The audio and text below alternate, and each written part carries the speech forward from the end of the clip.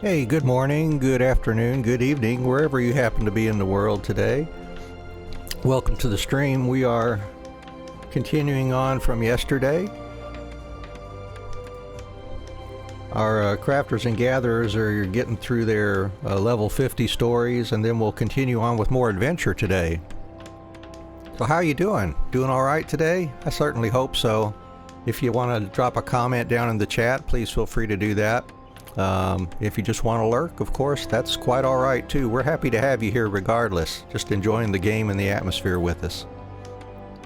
So let's see, we did some house cleaning while we were offline there. Got some more space in our inventory, so we shouldn't have to worry too much about accumulating stuff while we go through the last of these quests here for crafters and gatherers. Anyways, we were getting ready to do the level 50 quest for Carpenter. Let's get on with that. Saving Captain Gerhardt. Oh, Anne, it's horrible. It's so horrible. An officer from the Adder's Nest came to speak with me. In the North Shroud near Ixal territory, they found Gerhardt's longbow. I saw the fragments myself. It was the self-same maple longbow I made all those years ago, which means Gerhardt is... I wish to be alone right now, Anne. Go. Be with your loved ones or play with the younglings in the acorn orchard. Sounds like another trip to Nicolo is in order here.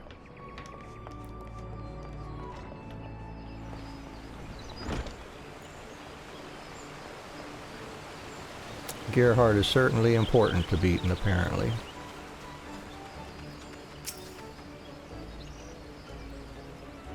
Hey Anne, it's good you weren't here earlier when Beaton heard the news. He went on a rampage in the workshop, howling like an animal and breaking anything within reach with his bare hands. I don't think we can help him this time, but if you want to try, you could give him some really, really good wood, like, say, the best length of rosewood lumber you can make. Maybe that would work? Okay, let's see, do we have enough materials for rosewood? Ah, we're missing one. Let's see. We'll go grab some real quick. Over here by the Hawthorne hut.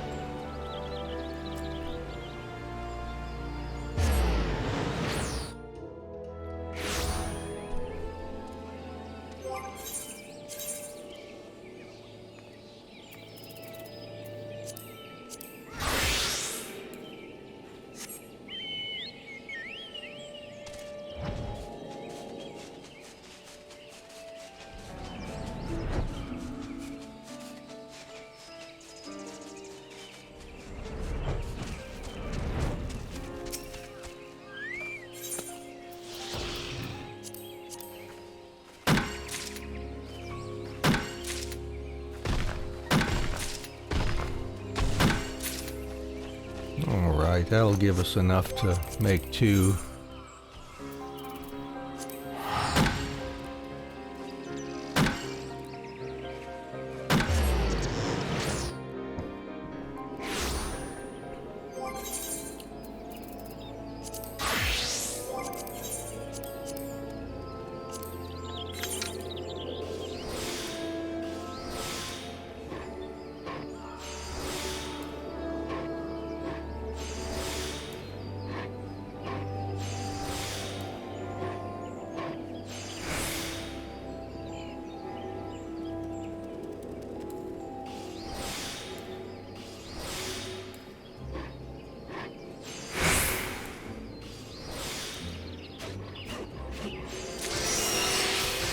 There we go.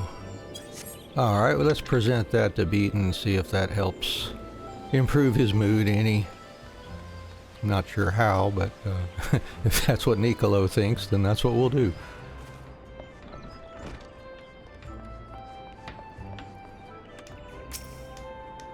Why? Why have you returned? I told you I wish to be alone.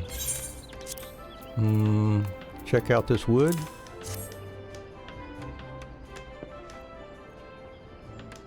This is an exquisite length of rosewood lumber, truly the culmination of decades of growth and maturation. I know you mean well, Anne, but it is no use. My thoughts remain with Gerhard. Like a young sapling, he matured into a magnificent tree, only to be cut down before his... Wait, what am I saying? Gerhard was no sapling. He was one of our finest. And the scouts. The scouts found signs of a skirmish, but no bodies. Do you not see? He must still be alive. He and his squad are out there somewhere, isolated and likely low on supplies. I know for a fact that he only carries one bow, so if that weapon has been broken, matron forfend, he could be defenseless. He must needs be sent a new one straight away, but I fear I am in no condition to craft it. In my earlier foolish tantrum, I injured my hand and have not the strength to grip a saw. You must be the one to craft Gerhard's bow, Anne. I beg of you, make him a peerless crab bow and affix to it a savage aim materia of the 3rd grade. Once finished, seek out Gerhard and his men in the North Shroud. The fragments of his old longbow were found not far from Alder Springs. If the matron is merciful, you will find him not far from there. Please, Anne, you are my one and only hope. All right. Crab bow, first of all. There's crab bow. We got to make an oak composite bow first. All right, we better get over to the market board here, see what we can buy.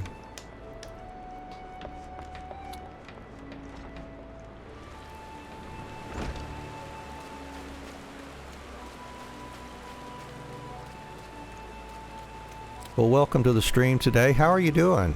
Doing all right, I hope? Feel free to drop any comments or suggestions down in the chat. Let us know what's going on with you these days. Of course, if you just want to lurk, by all means, feel free to do that. We're happy to have you here regardless, if you just want to enjoy the atmosphere and the game with us. Okay.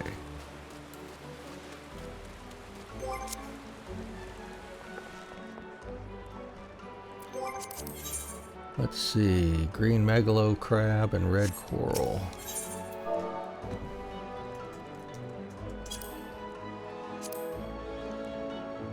Oh, at least they're cheap. Let's see, we'll grab those 4. Red coral though, let's see. Oh, none, okay. We will have to go to another server for that one, it looks like.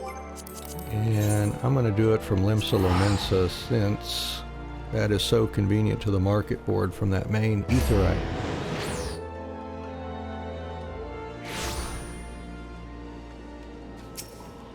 Not many servers here. We'll try Madouin first.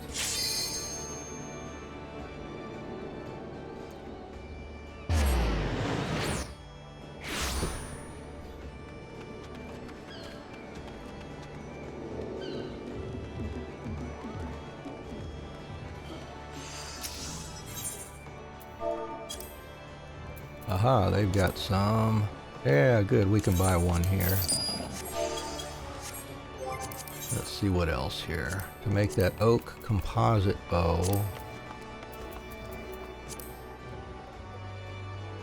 use another one of our wild goat horns. Need a beast sinew, which we can get at the guild, I believe. And how many? 3 oak lumbers. Ooh, okay. We don't have enough oak logs. So, let's see, let's go back to our regular server first, and then we'll head over and get us some more oak logs so we can make that.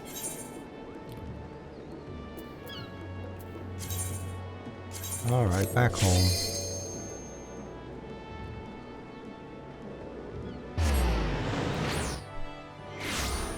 And if I'm a little slow responding, please forgive me. I don't see the chat sometimes very quickly, but I certainly don't mean to be ignoring anybody. Thank you.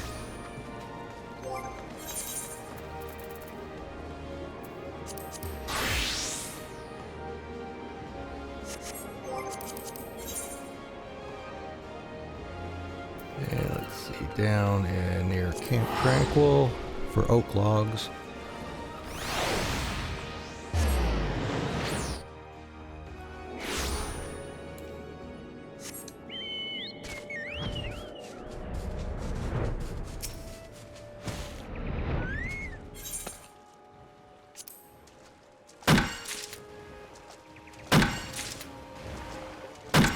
We need at least 9 of those.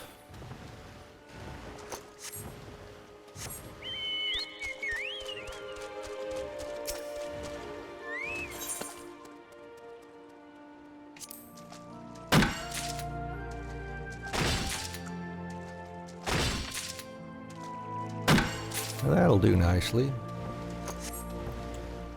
See, we'll grab a few more in case we need oak for anything else we happen to be crafting later.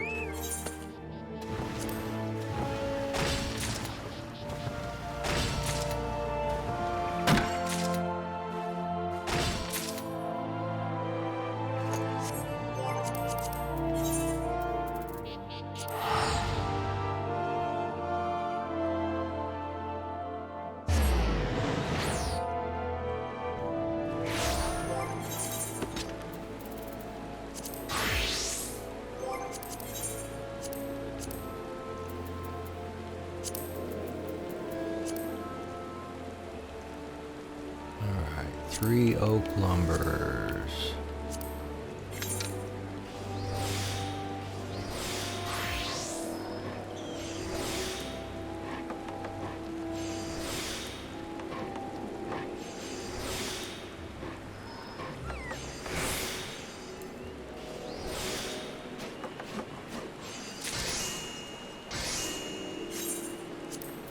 Let's see if we can get by with just normal quality here for the others.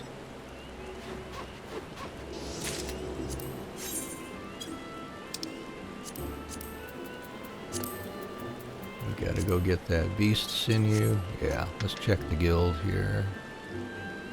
Pretty sure we can get it from leather workers and I think we can get it there if we can't get it here.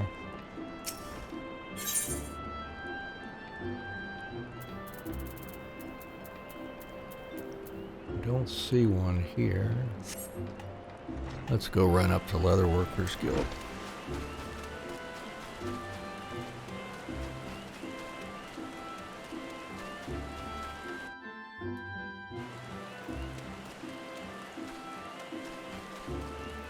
Or maybe it was just animal sinew up here. Yeah, that's okay. If we gotta buy one, we'll buy one. Oh, there is beast sinew. Good.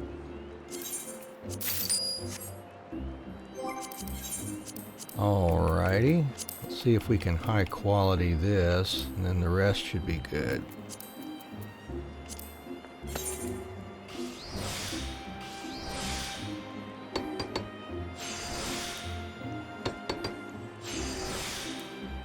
Looking good. Oh yeah.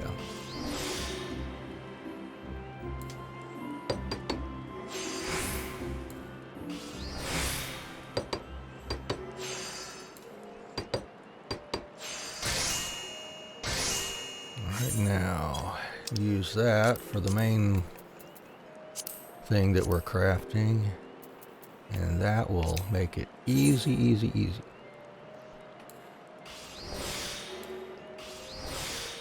Or should anyways.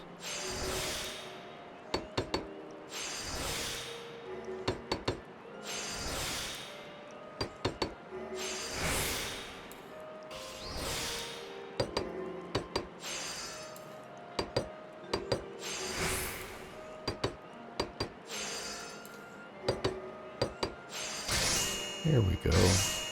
And then we have to meld a Savage Aim Materia 3. All right.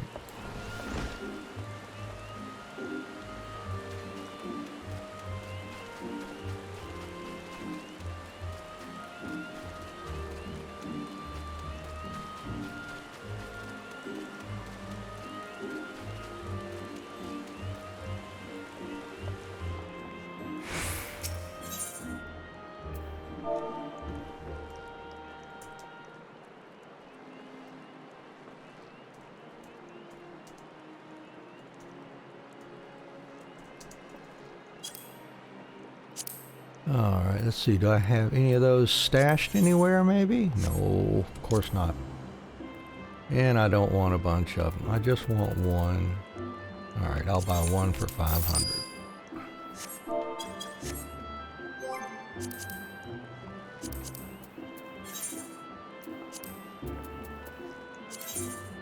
Savage aim.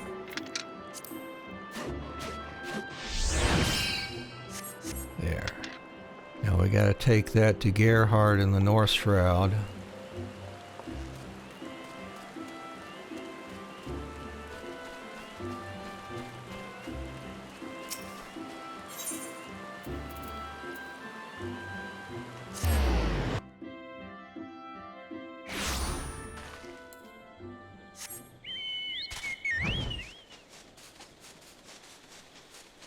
Alright, express delivery for Gerhard.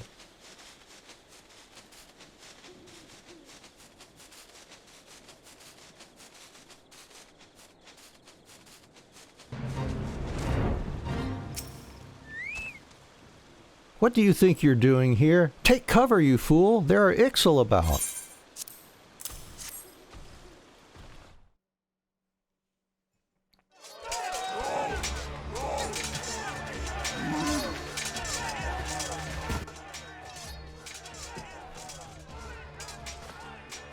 Damn it, Anne, this is no place for a carpenter.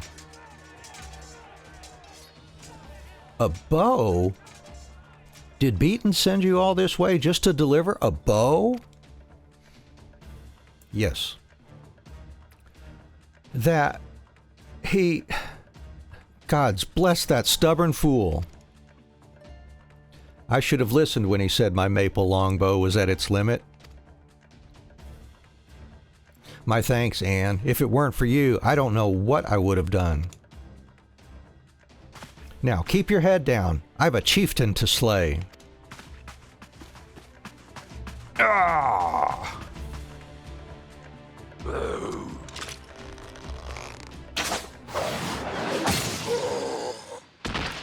Well, that was nice of him just to stand still there for him.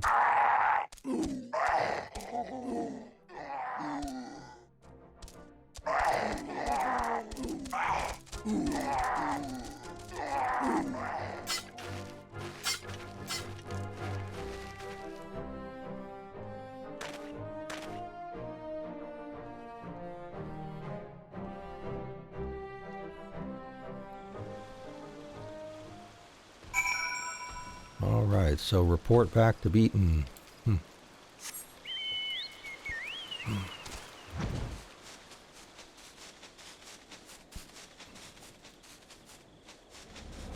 I can get my bearings here.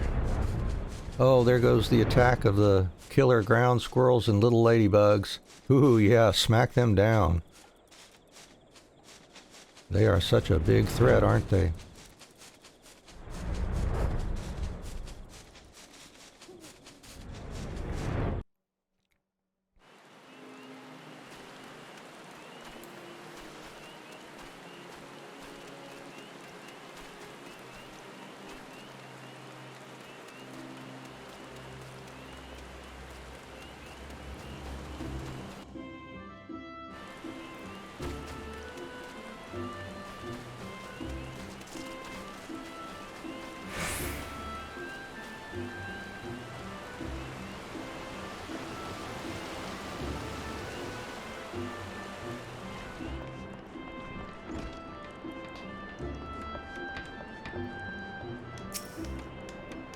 I could kiss you, Anne. He lives. Gerhard lives.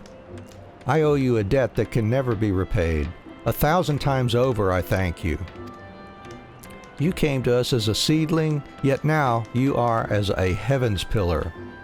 There is naught else I have to teach you. In fact, you have inspired me to reflect on mine own deficiencies. Minor though they may be, I would be remiss if I neglected personal development.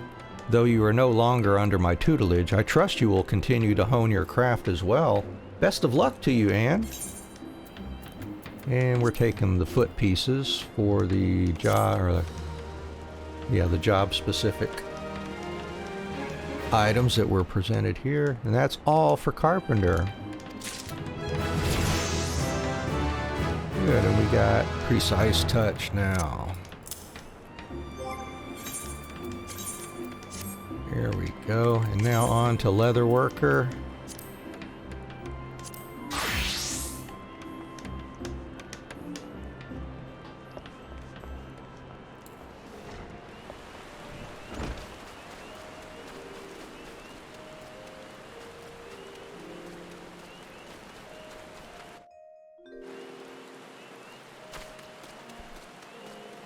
I'd be curious to know, what other games y'all are playing too.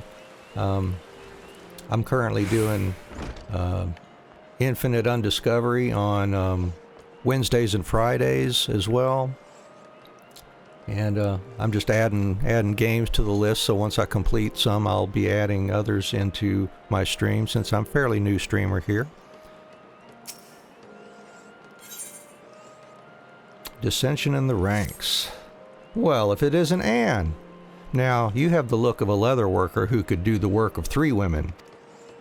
And thank the 12 for that, because 3 of your good-for-nothing colleagues just walked right out the door, leaving 3 commissions of the highest priority unfulfilled.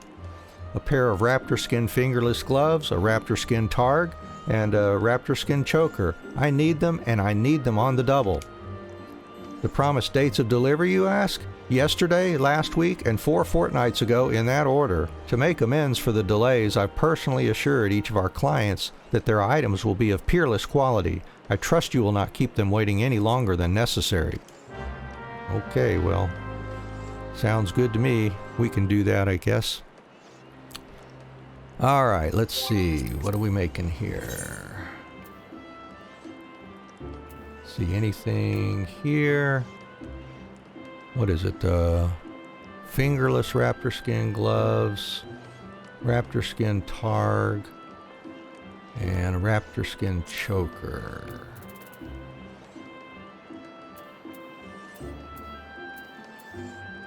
Nothing there. Oxblood targ. Okay, nothing in that tier.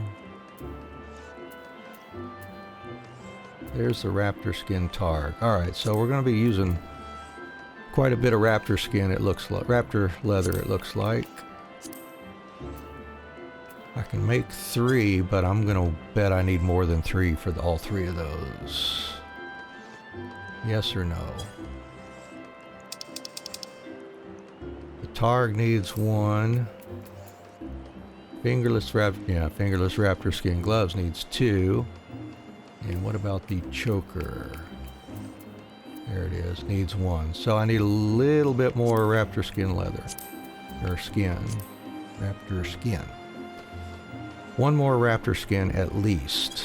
Let's go grab that first.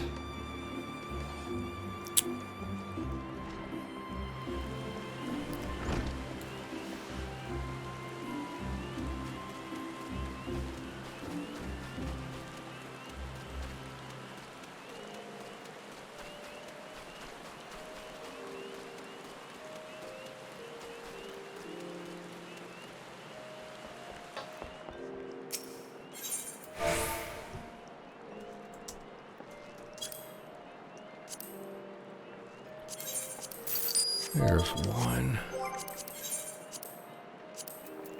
Now we'll make up those.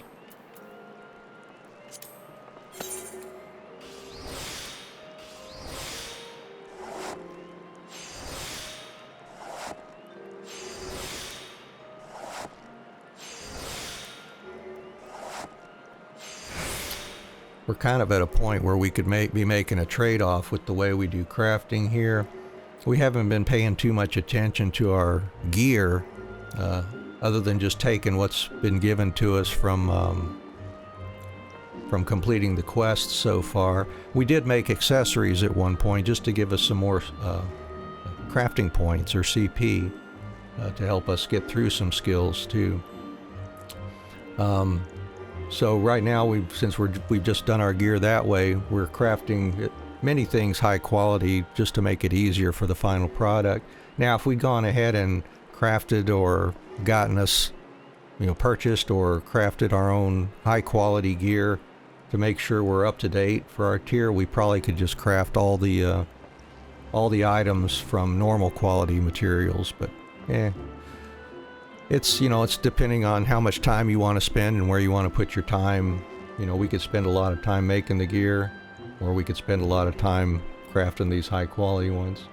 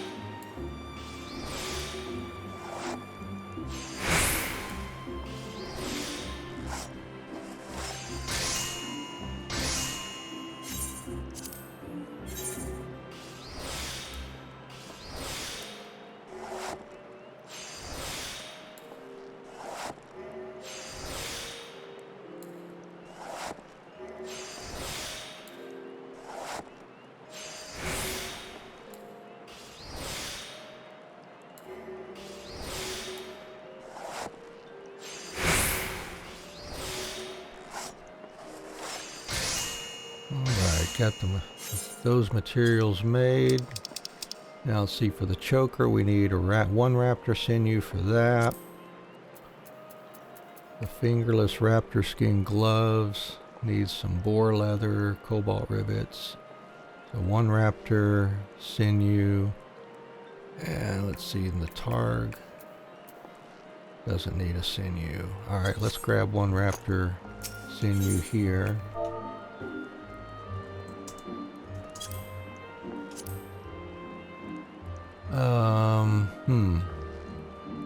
I think I'll buy these two and not that one for 1,000. I'll resell one if I need to. Alright, and then the targ needs oak lumber, which, yeah, well, good thing we gathered some more.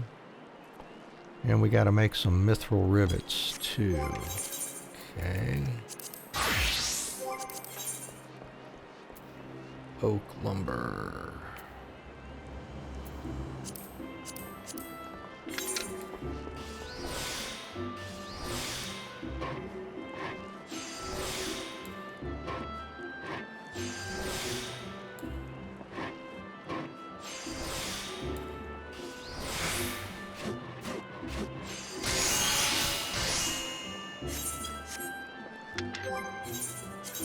And mithril rivets.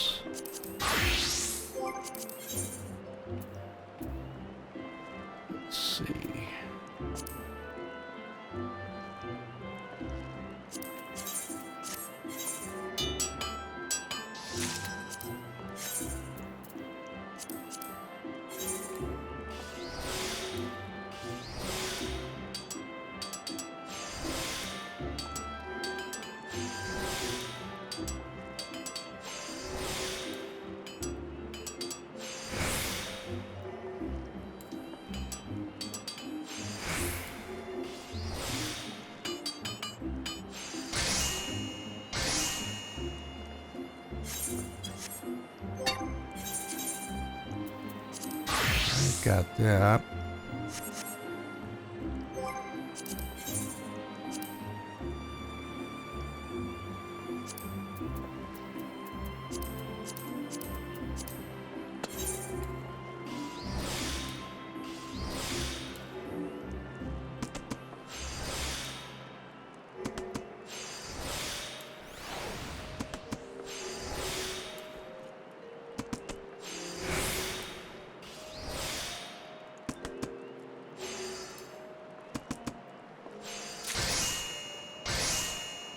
Right, targ. Targ. And let's see, for the fingerless raptor skin gloves, boar leather and cobalt rivets.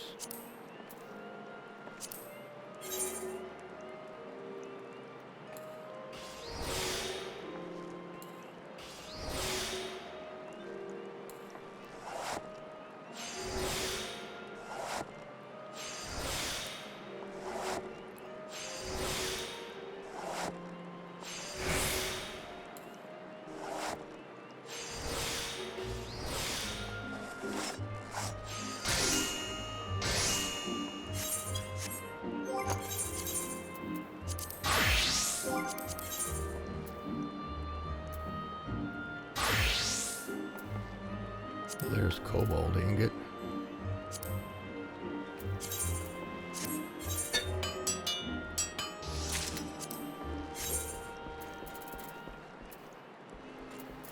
Where are they? There they are, cobalt rivets.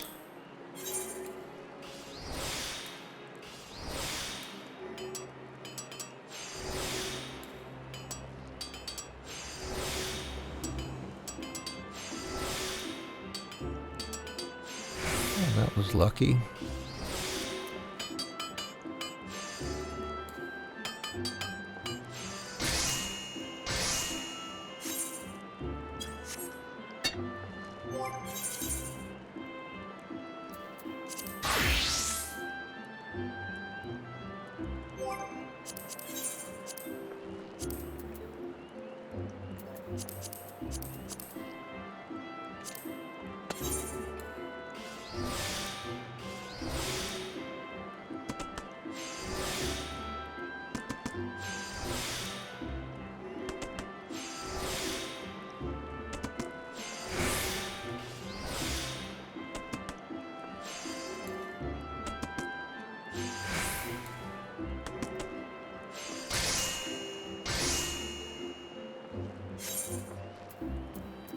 And last but not least, the choker.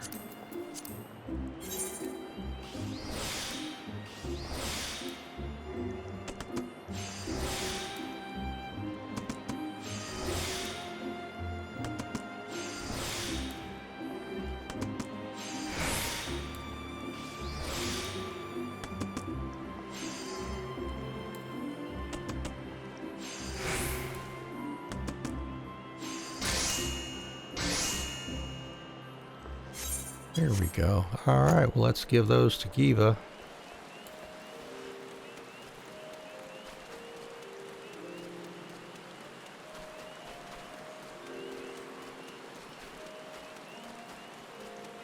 Eva, Jiva, Geva, Jeva, I don't know.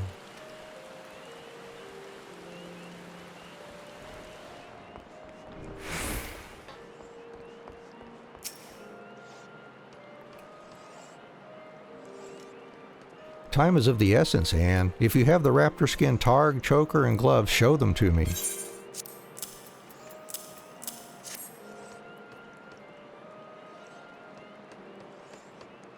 Yes, I suppose these will do. The skin of the fleet-footed raptor boasts both superior flexibility and exceptional ruggedness, the rub, of course, being that it is by no means easy to work with. Fingerless gloves are the choice of many a warrior for allowing the fingers to better grip their weapon, thus do weapon and wielder become one. A well-crafted choker affords superior protection without impairing breathing or causing undue discomfort. And the targ, at first glance a means of defense. In times of need it can be employed to intimidate or even injure one's foe. I presume you were well aware of all this. The quality of your work speaks to a sound understanding of material and implementation alike. I see no reason that these items be kept from their purchasers any longer. Deliver them with all speed.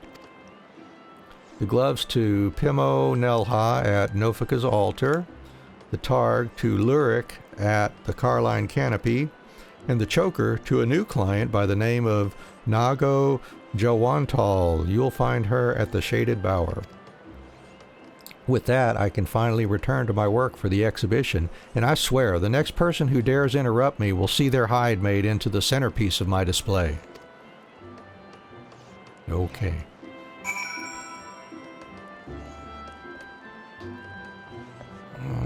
Let's see. Let's go over here first.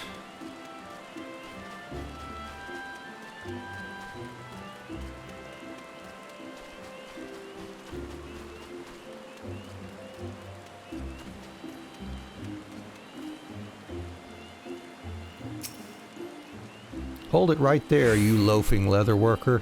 You'll take not another step until you explain why your guild has yet to deliver the choker I commissioned moons ago.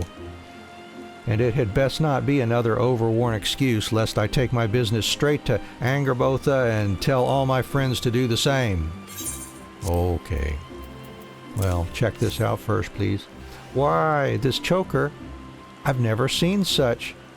I mean, a choker is a choker. My battle-scarred papa could fashion the likes of this with his one remaining arm tied firmly behind his back. You brazenly neglect your clients in favor of designing frivolous fashions for some ridiculous exhibition, then expect pay for shoddy work delivered behind schedule. The arrogance of you self-styled artisans knows no bounds. I hear that even your guild's own have had enough of Guildmaster Giva and her nonsense. Mark my words, the Leatherworkers Guild is finished. Customers these days want speed and value for their guild, and your lot offers neither. Okay.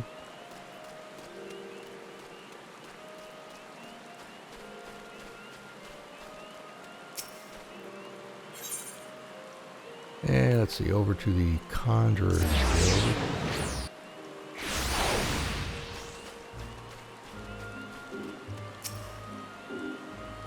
Wait, I recognize you. You're one of Giva's subordinates, yes? Have you perchance come to deliver my gloves? Why, yes, I have. What craftsmanship! Why, it's as if these gloves were tailored to fit each of my fingers. This is precisely why I would never think to obtain my protectives from anywhere other than the Leatherworkers Guild. For Giva to maintain this level of quality with the exhibition at hand is no small feat. And then at the Carline Canopy,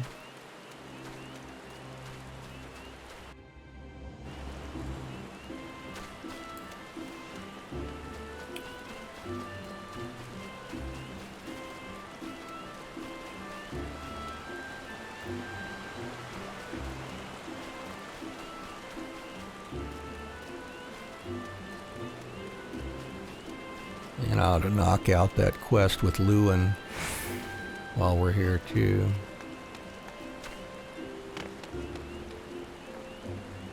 That just unlocks access to something else. You've the look of a leather worker. Might you know why my commission has been delayed? I've been waiting for my targ for a week now. I'm sorry, here it is. This is exceptional. No apologies needed, my friend. For a targ of this quality, I'd have gladly waited twice as long. Which is why these rumors of mass resignations are so distressing. What could have possessed good, honest leather workers to abandon their craft? I'm gonna say the lure of money. What do you think?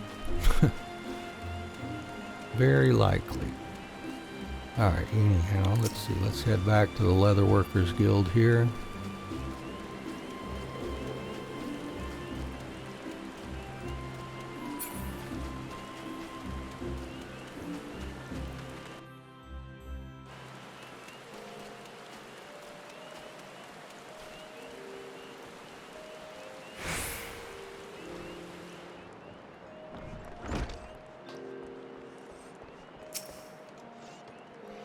Nago said, "What?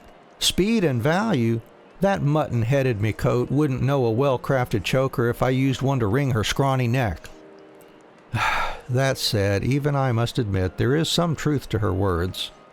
No self-respecting guild would seek fame and fortune at the exhibition while valued customers suffer undue delays for goods purchased with honest coin. I wish it had not come to this, Anne, but my decision is made. The Leatherworkers Guild shall withdraw from this year's exhibition. There are customers out there who appreciate the quality of our guild offers, and we must see them well served. There will be other exhibitions, but trust once lost is not so easily regained. In any event, you have proven yourself a loyal leatherworker today, and I thank you. We got all the pieces so far. Yeah. All right. Got precise touch.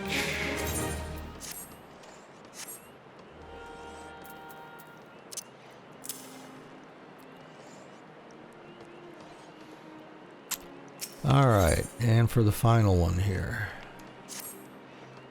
Oh, for the love of... Anne, you picked a fine time to show up, and for once I'm not being sarcastic. I'm in quite the predicament here, and you just might be able to help. What sort of predicament, you ask? Only the sort in which I have several hundred deliveries to make before the next bell, despite having just the 2 legs, you see. Withdrawing from the exhibition has freed me to devote my efforts to filling guild commissions.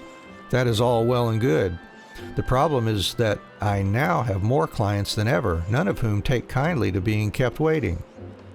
For every moment we waste chatting, we risk losing a valued customer. Make yourself useful and take this choker to a client waiting at the Whistling Miller, on the double. Where are they? Oh, just over there,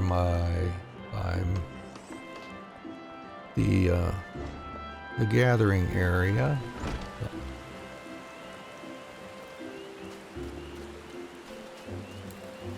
Oops, wrong way. This way.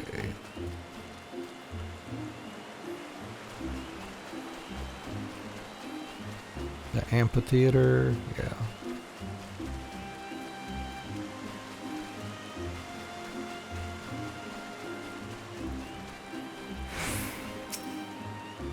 From the guild, yes? Have you come to deliver my choker? Ah, true guild quality as ever. Yes, all the time and effort put into this piece is painfully evident in the overwrought nature of its design. We have only just met, but you strike me as a smart young woman. Hence my offer. What say you bid farewell to your fruitless life as Giva's lapdog and come work for me? Who am I, you ask? Why, none other than the founder and proprietor of Angerbotha Apparel and Accoutrement, Gridania's premier producer of leather goods. As a clever woman like you has doubtless surmised, many of your more ambitious colleagues have already abandoned the Leatherworkers Guild to bring their prodigious talents to Angerbotha. And why wouldn't they? Who wants to waste precious hours learning how to stitch the perfect seam when a serviceable one will suffice? Not I, that's for certain. Angerbotha products are just as durable as Giva's overrated rubbish, crafted in half the time for a fraction of the cost. Should you have any doubts, I invite you to come by the exhibition and judge for yourself. Such a shame that the Leatherworkers Guild will be absent from the competition. I was so looking forward to defeating dear Giva this year. Ah well, for all her faults, clearly the woman had sense enough to see that she was fighting a lost cause. Ta-ta, friend, and remember my offer.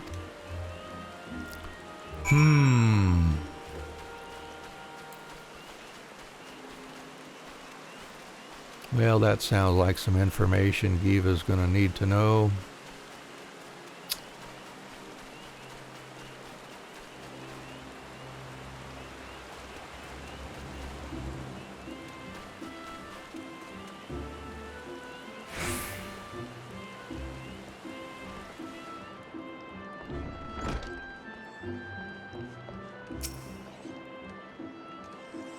You're back, Anne, and not a moment too soon.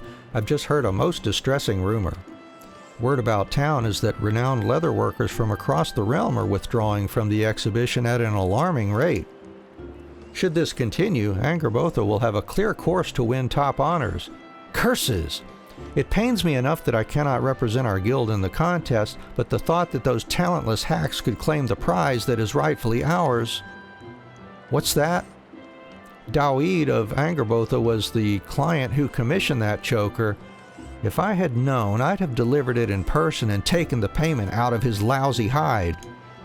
Oh yes, the two of us go back quite a ways. He was an adventurer and aspiring leatherworker, not unlike yourself, Anne. We had a bit of a falling out, though. I remember like it was yesterday. He strolled through that door wearing a shite-eating grin and holding a jerkin that looked like it had come out the wrong end of an old goat. I told him as much, and the next moment he ran back out the door bawling like a child. That was the last I saw of him. His sorry efforts weren't worth the hide they were made from, and now he fancies himself a fashion magnate? Small wonder that Angerbotha attire looks like something even a goblin would be ashamed to wear. The sad state of affairs is that not all customers are so discerning. What's worse, if Angerbotha takes top honors at the exhibition, then their wasteful practices will be vindicated. Slipshod craftsmanship and butchery will become the norm. I will not allow this to happen. Anne, listen carefully, for I mean to give you your most challenging task yet, if not ever. You are to represent the Leatherworkers Guild at the exhibition and put that charlatan in his place. A raptor skin jerkin of peerless quality melded with a gatherer's grass materia of the 3rd grade. This will be your submission. No simple task, but as one who's taken her lumps and paid her dues, I believe that you have it in you. The exhibition is to be held at Miketo's amphitheater. Estain has been charged with accepting submissions. Once your work is complete, deliver it to her with all speed.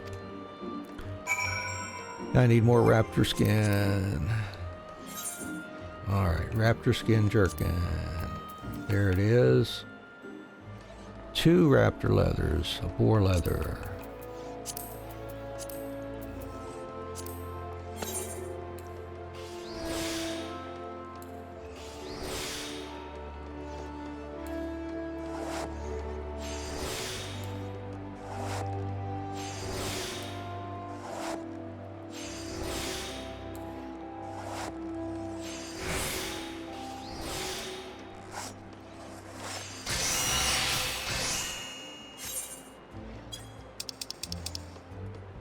See, undyed felt, an electrum ingot. Yeah, we can make the felt.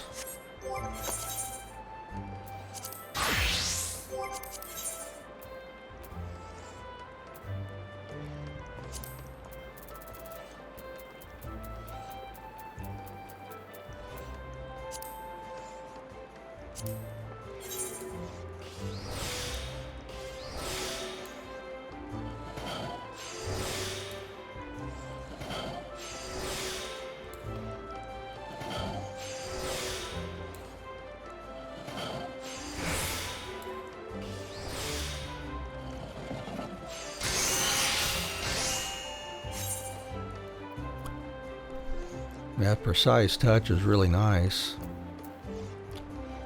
When we get good or excellent quality, that boosts it by 150%. The standard touch does 125 if it follows basic touch. So yeah, having that peerless in there helps us out a lot. Alright, then an electrum ingot.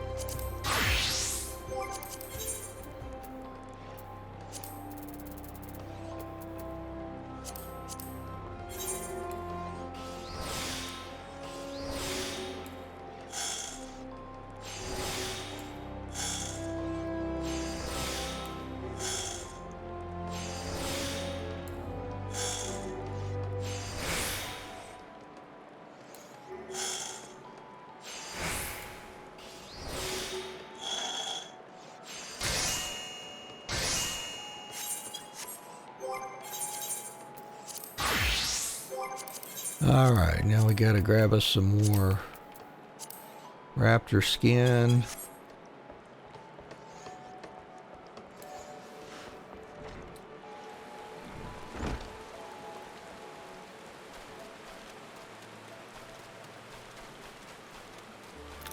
Let's see, one moment here.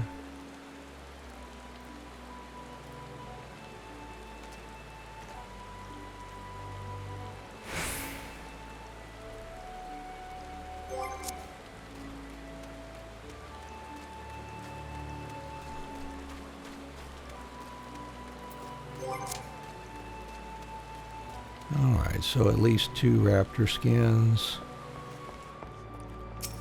Yeah, I should have bought more earlier. Oops, not raptor sinew. Raptor skin. Alright, well, I'll just buy the 2 I need for now.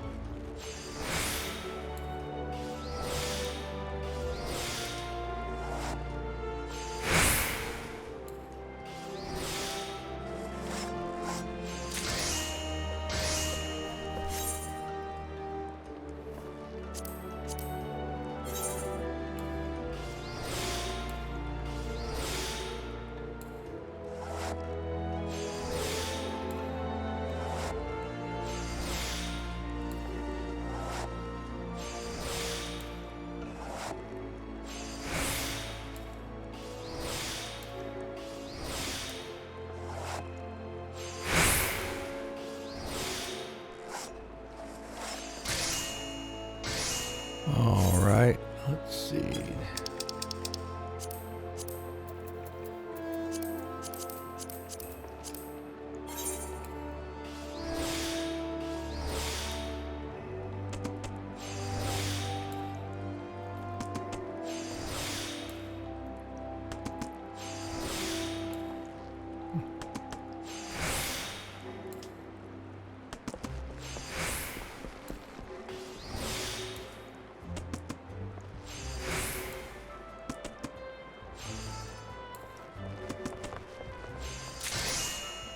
Right, and then it needs to be a Gatherer's Grasp Materia 3.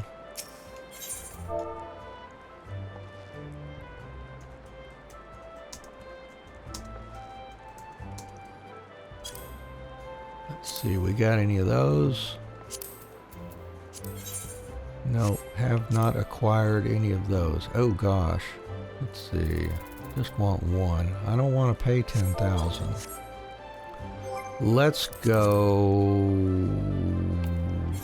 check another server.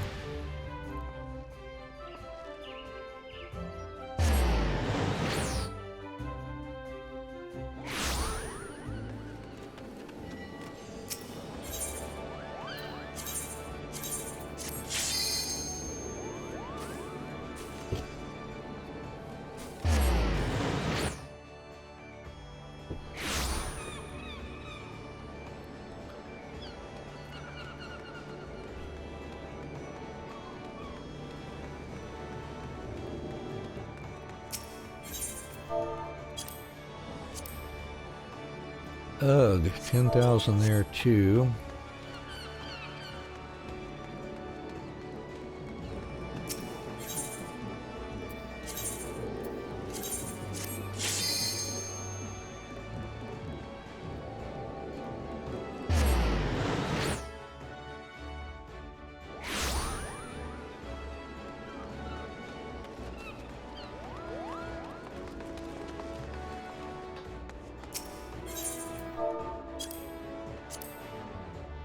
There, that's more reasonable. I'll take that one. Okay.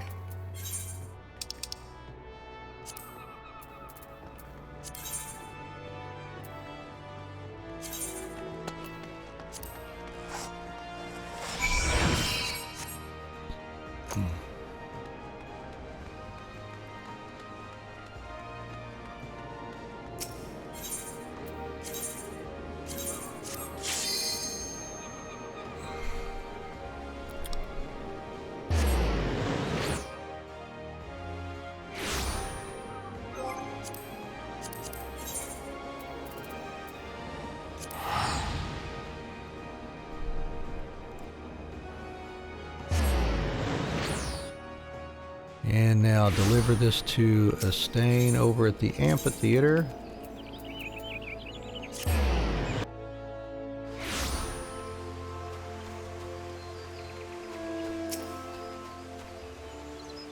What's that you say? You wish to submit one of your works for the exhibition? Then pray hand it over without delay. The judging is about to commence.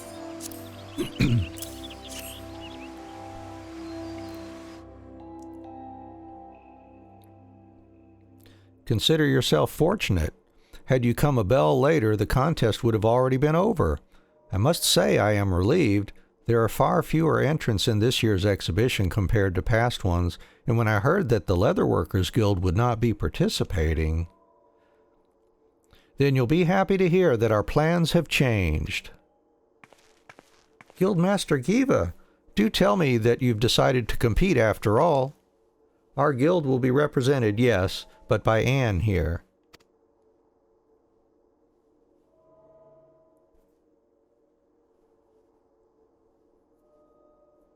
What an unexpected turn of events. But I must hurry. The exhibition is about to begin.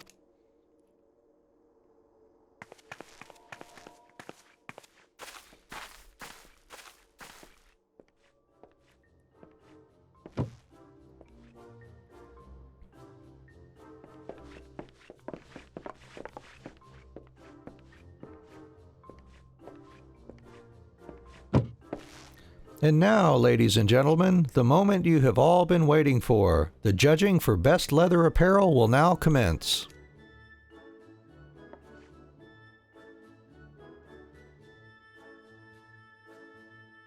It would seem that an unprecedented number of last-minute withdrawals have left us with precious few candidates worthy of top honors. Nevertheless, we will proceed as planned.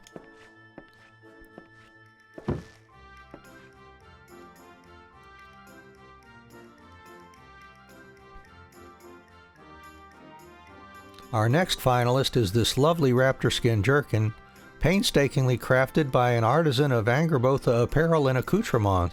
Judges, if you would.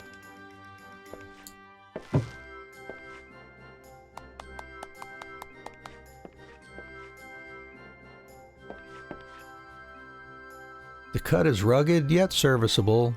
It would seem that numerous skins were layered to afford maximum protection. Function over form. A lancer cannot help but applaud such craftsmanship. The tanning work is clumsy, but the sturdiness of the piece cannot be denied. In times of war, speed and practicality are virtues. I would say that it is worthy of consideration. As wasteful as ever, I see. How many raptors did you butcher to create that misshapen mess? Ah, Giva. Fancy meeting you here. Stand back and watch as that misshapen mess is named Best in Show. Our next and final piece is this last-minute entry from the Leatherworkers Guild. And it's got sparklies going on. All right. Well, that's obviously superior since it's sparkling. You look pale, Daoud. What's the matter? I take it you weren't expecting actual competition? Why, this is positively stunning. One can almost feel the raptor's very life force exuding from this jerkin. Not a single seam out of place, and not a single cut of the hide wasted. This piece was clearly crafted with a profound respect for the beast whose life was taken to create it. It offers superior protection to the Angerbotha piece, while at the same time allowing for far greater freedom of movement. This jerkin would be a proud addition to any archer's armory chest. In my line of work, I have seen many an adventurer come and go. Rare is the one who possesses the aptitude and diligence demonstrated by the creator of this piece.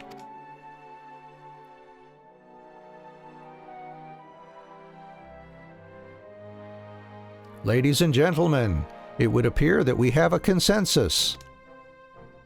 By unanimous vote, the award for Best Leather Apparel goes to Anne of the Leatherworkers Guild for her exquisite raptor skin jerkin.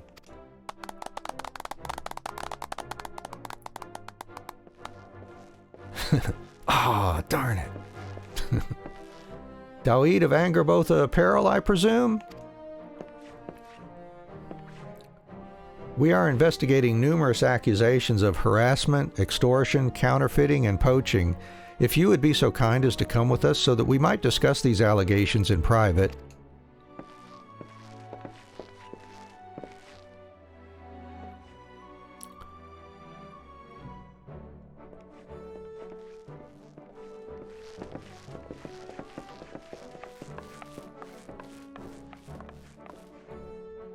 Well, Anne, it seems our work here is done. Let us return to the guild.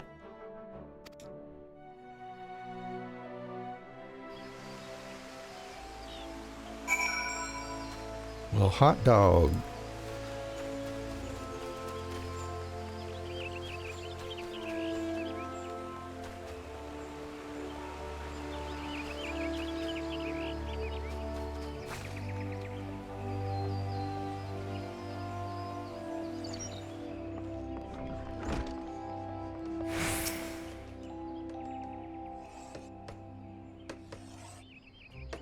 I must confess, Anne, until I saw your jerkin with my own eyes, I was not entirely convinced you had it in you.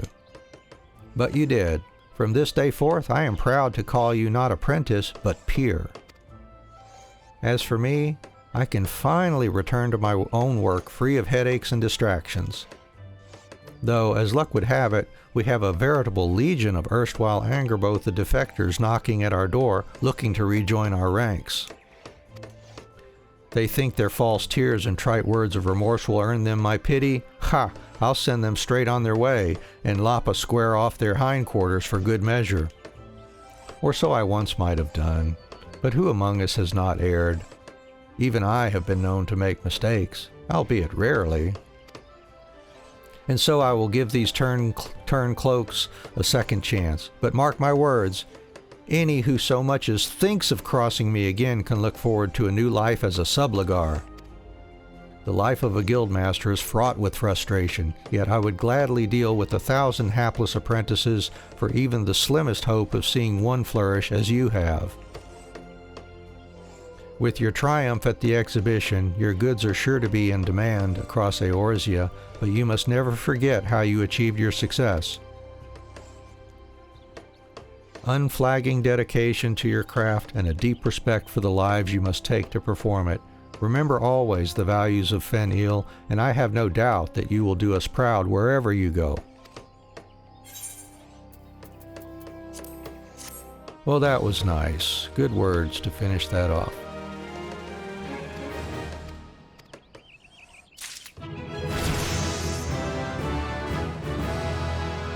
Muscle memory. Oh, we get that at 54. Well, we are putting that here. Yeah, we'll be making good use of that from here on out.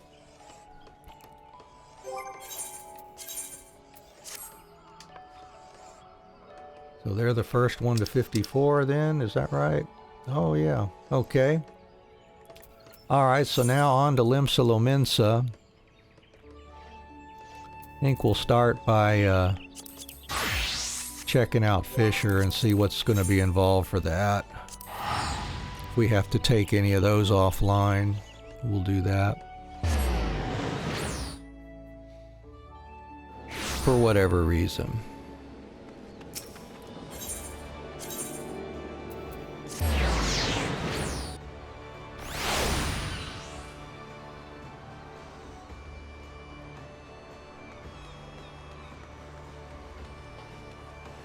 Hey, Sissipu.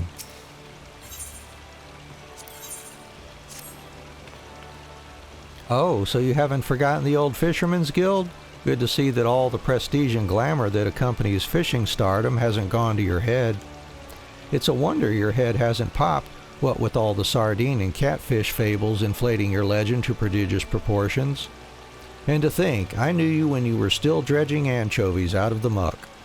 Rest assured that whatever greatness you go on to achieve, you'll always be the sorry scrap of kelp that floated into the guild one fateful day as far as I'm concerned. Now, go speak with Cybele and see to her request. Didn't you notice her waiting for you outside? Yeah, but you had the quest marker over your head, Sissipu, so I had to see you first. Ah, Anne! The libidinous lords of Ul'dah were terribly excited by the rain callers you reeled in, sending our profits soaring accordingly. And so I come to lay yet another challenge before you. You have conquered the waves and dunes, but what of the clouds? Only you are heavenly enough to fish the cloud cutters that swim the low skies of Ishgard within the sea of clouds. I too doubted my ears upon hearing of such a fish, but Carvalane's resolve was adamant, and he will hear no protests. Besides, I've never been one to say no. Luckily for us, the Bruguiere Consortium has friends in high places, namely the Highlands of Kurthis. You'll want to seek out Firmament at Whitebrim Front. He will tell you all you need to know.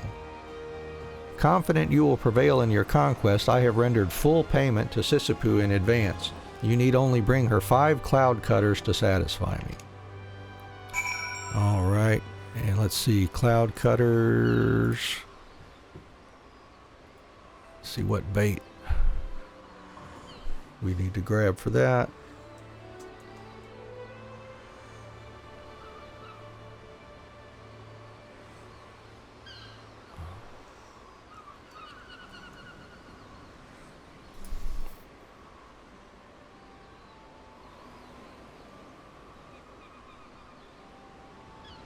Oh yeah, some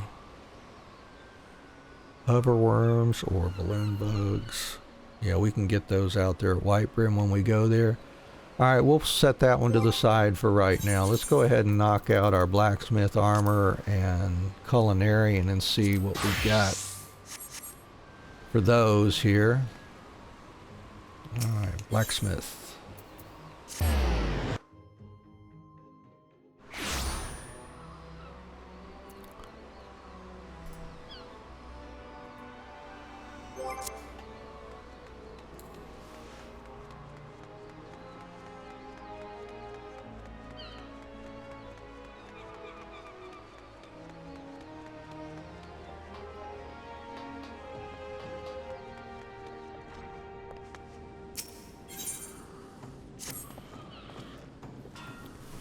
It's a good time to be a smithy, Anne.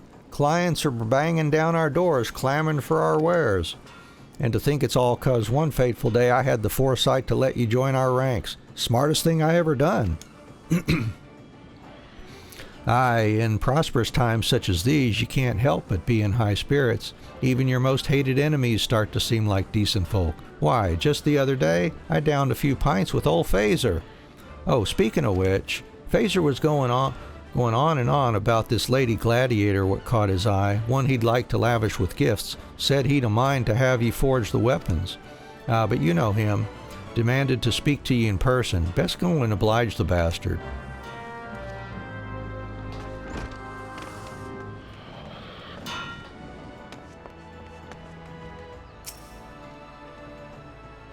Anne, good of you to come. I knew no other whom I could call upon.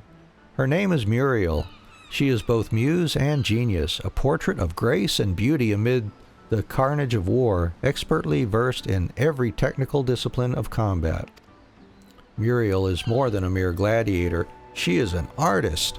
If she is to paint the battlefield red, only the finest of instruments will suffice, and such instruments can only be created by the greatest of blacksmiths. Thus, I would ask of you a pair of cobalt knuckles, a buccaneer's bardiche, and a cobalt shamshir, with which she might reign over the Colosseum like the goddess she is. I will inspect your work when it is complete. Though I have little reason to doubt your capabilities, I will not present to Muriel anything less than perfection. Whew, okay, well, let's see. Cobalt knuckles. Buccaneer's bardiche. And cobalt shamshir. Nothing on this tier, right? Yep. Cobalt knuckles. Alright, so I'm going to need 2 cobalt ingots for that. And I'm not going to have enough cobalt ore for everything, am I? Because I can only make 2.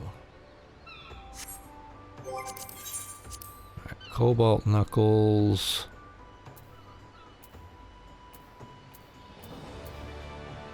Needs 2 ingots. Cobalt shamshir. needs 2 cobalt ingots. 4 leather. Basilisk whetstone. It's 4 cobalt ingots. And a Buccaneer's Bardiche needs 2. So I need enough for 6 cobalt ingots. Alright, well we can go grab those. We've got enough iron ore. Good. We will go grab some more cobalt ore. We probably need some for armor too, so I better just grab the chunk. Takes 2 ore per ingot, so at least 12 for blacksmith.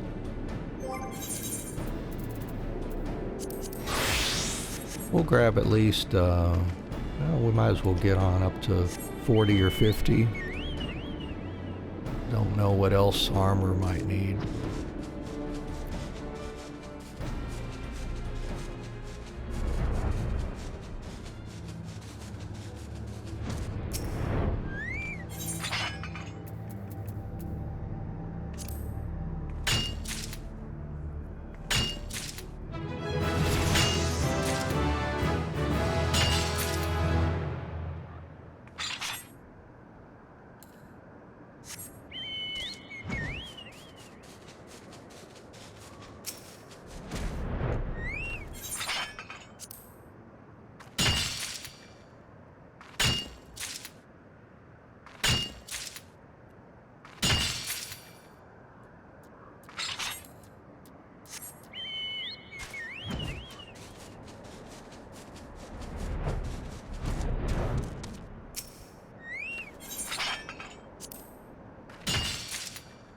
Well, welcome to the stream. We're glad to have you here.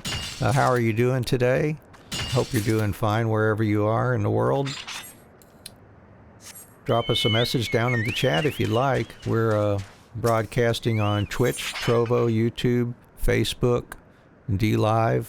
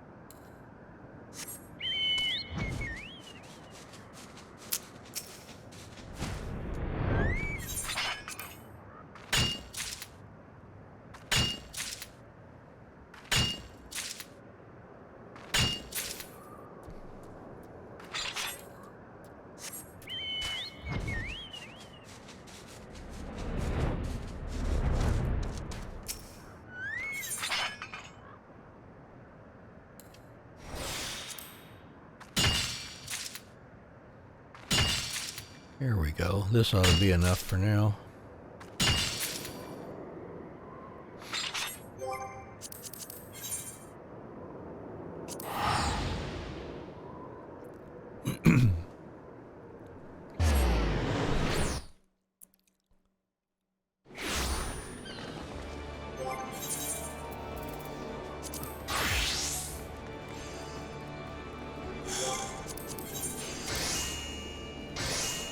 Okay, so we need 6 cobalt ingots for him, for the blacksmith.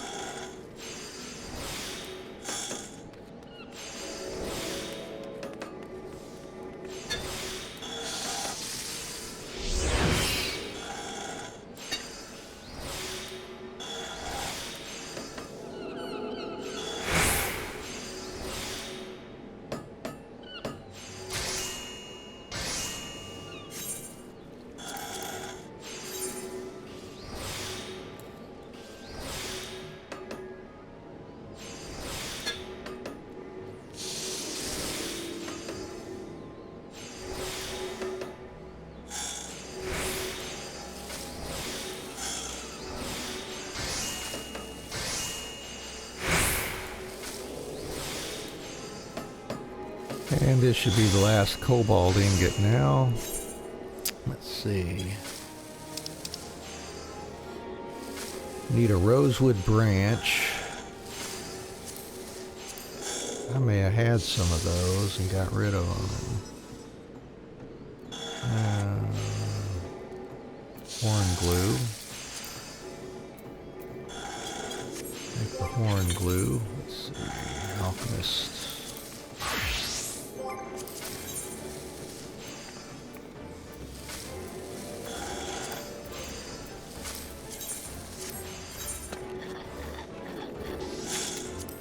See if we can get away with just normal quality for the rest of these.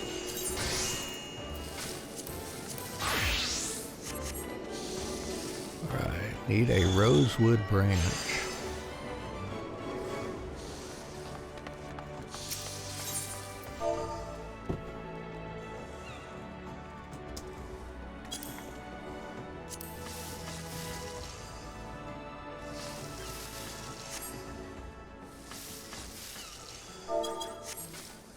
Did I put any up for sale? Let's see here.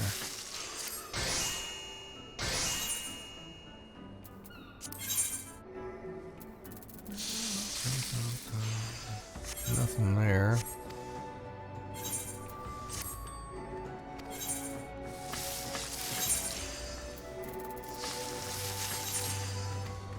Nope, I guess I didn't have any. If I did, I got rid of them. I don't want 99 of them, that's for sure. So we're just going to go grab one. Back where we got that rosewood lumber before.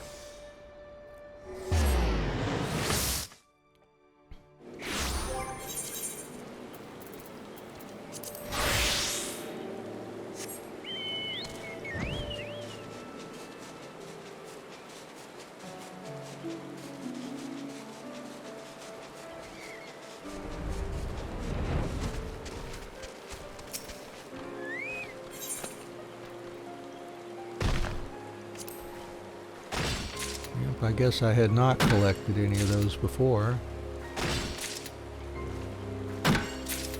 All right.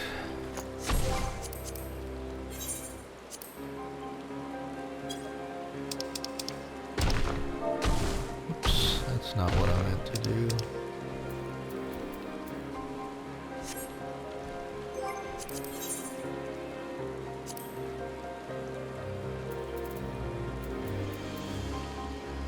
Leather for that one. Shamshir needs basilisk whetstones. Oh, we need basilisk egg. Alright, well we'll head back over to Blue Fog. Could have gotten those while we were getting the cobalt ores.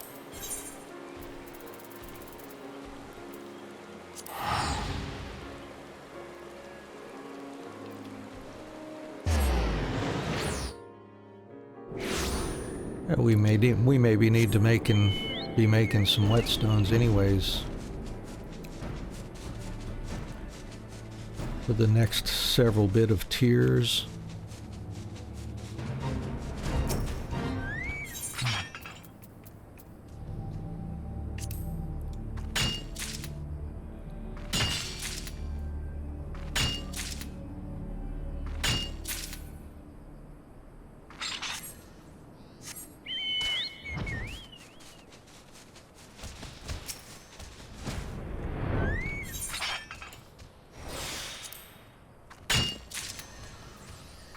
Grab a number of these.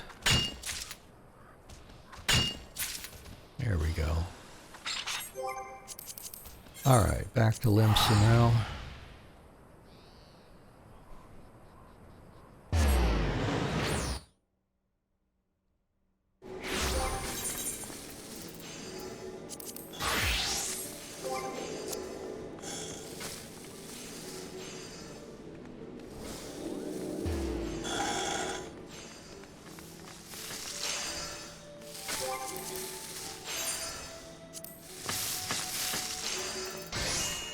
Cobalt knuckles. Alright, let's make that boar leather.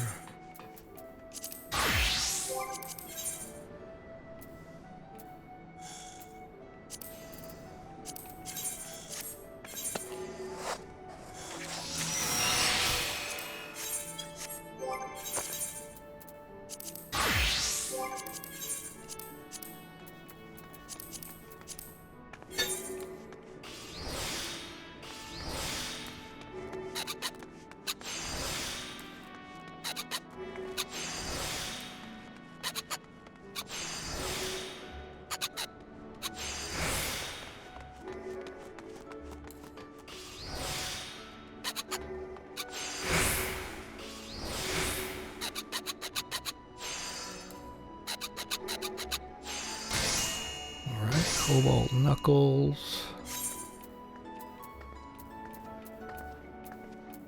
Shamshear. Gotta make a whetstone.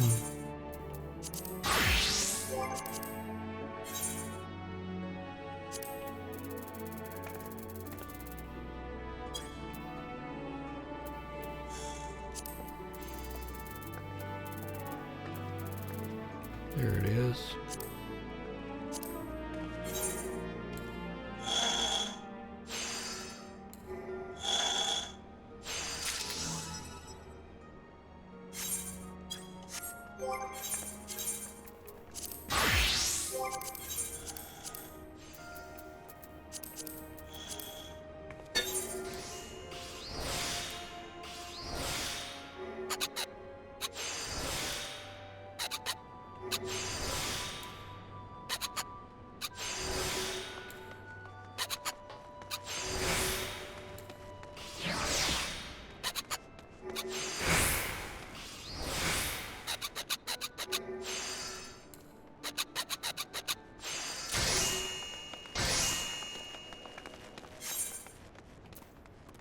And then the Bardiche, good to go there.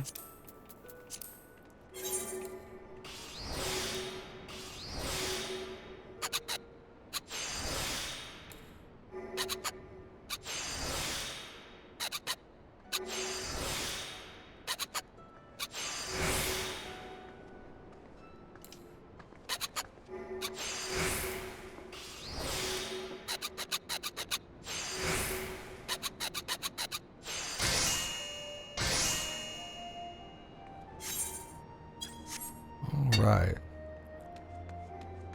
Let's show these to Phaser and see what he thinks.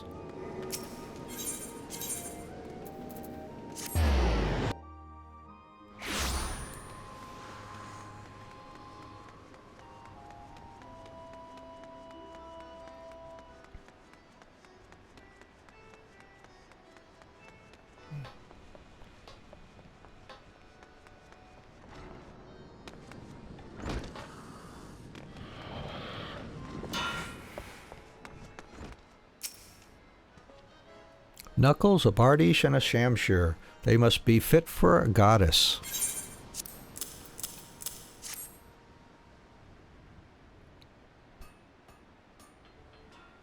While your weapons look most impressive, I must properly appraise your work.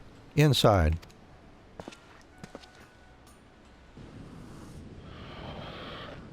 Ah, the Knuckles. A sturdy and stable design for a straightforward weapon.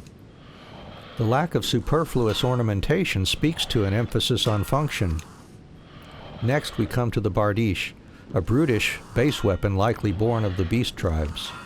Initially I feared its barbaric origins might sully Muriel's angelic hands, but I firmly believe there is no weapon her feminine touch cannot civilize. And lastly, the Shamshear. The seductive curvature of the blade is sinister in its simplicity. You have taken notoriously obstinate Cobalt and bent it to your will. Again, you exceed my every expectation. I can only imagine Muriel's joy upon seeing such splendid wares. Let her gaze upon the face of the one who forged them. You will find her aboard the Astalicia.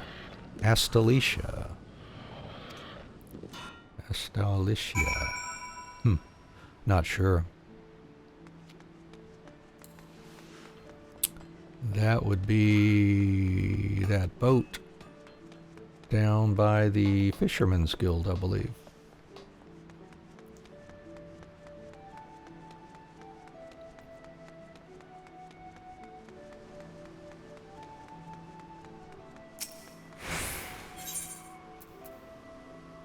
Yep, sure looks like it.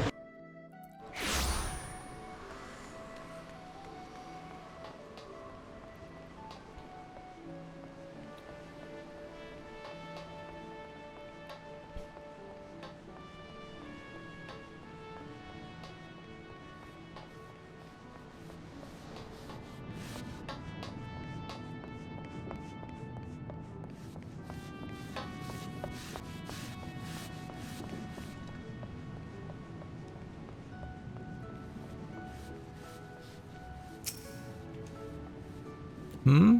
Ah, yes, the gifts I was promised. It is good to know Phaser is a man of his word, though personally I prefer a woman of action. Show me what you've got.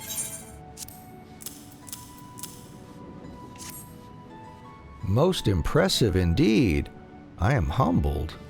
With your weapons in my grip, victory is all but assured.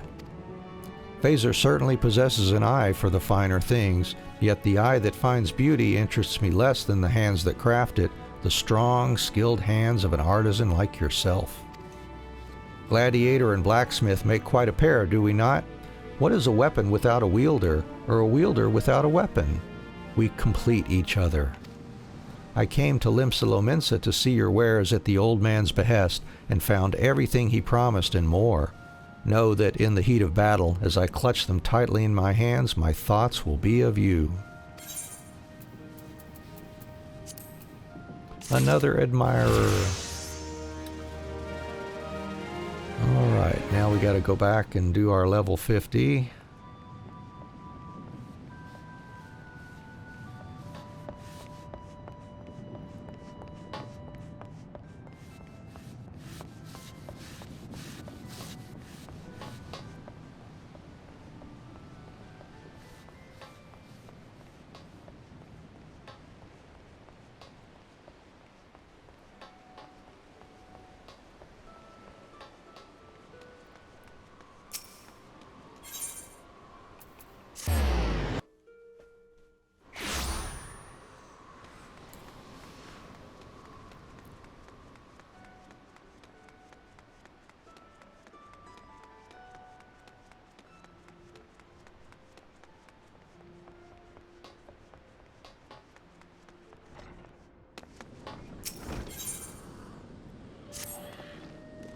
Good news, Anne. That gladiator ye outfitted, Muriel, done the work of 1,000,000 merchants for us since. Her name's on the lips of every Colosseum fan, as is the name of the smithy what forged her armaments. Our wares are selling faster than we can forge 'em, and every member of the guild is reaping the benefits. Aye, the ale'll flow like wine at the wench tonight. Of course, customers, they've been asking for you by name, but I tell 'em you ain't got the time to personally craft all their butcher's knives and bric-a-brac. I've certainly no intention of shoveling that drudgery off on you. But there's one commission what requires your personal attention, I reckon. This one comes to us by way of Phaser, so pay the man a visit. Before you go, a word of warning. Phaser's a solemn soul to begin with, but this job's got him wound tighter than ever, judging from his countenance. Best be prepared for a bleedin' tough challenge.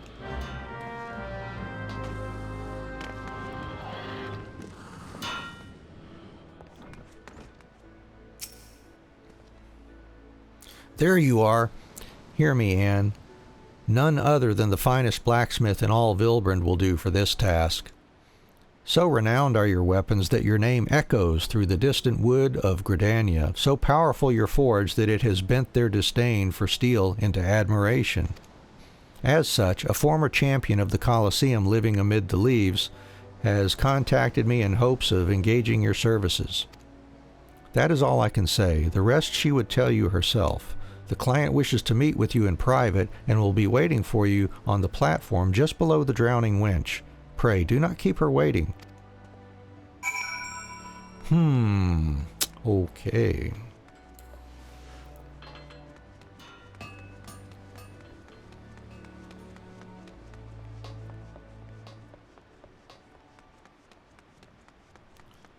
On the platform below.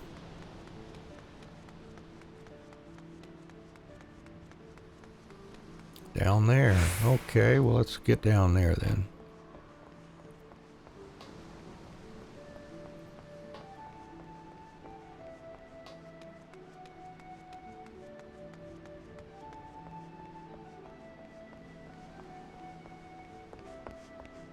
I can't jump off. Oh, I can jump off there. Good.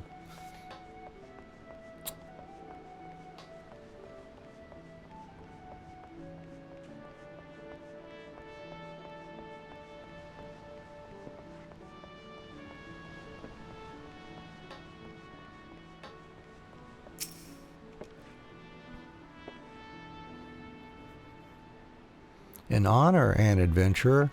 I appreciate you coming all this way to meet with me. I am told you are a blacksmith without peer. It is for this reason that I have come to seek your assistance.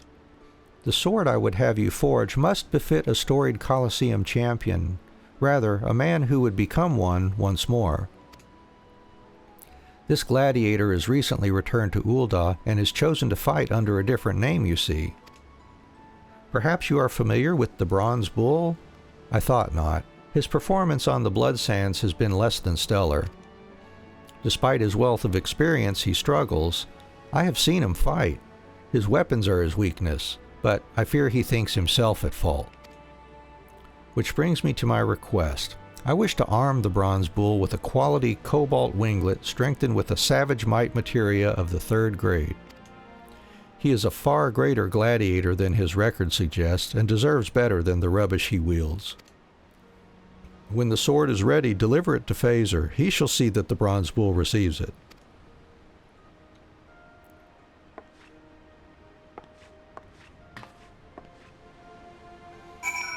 Alright, a cobalt winglet, first of all. There it is. So 2 more cobalt ingots.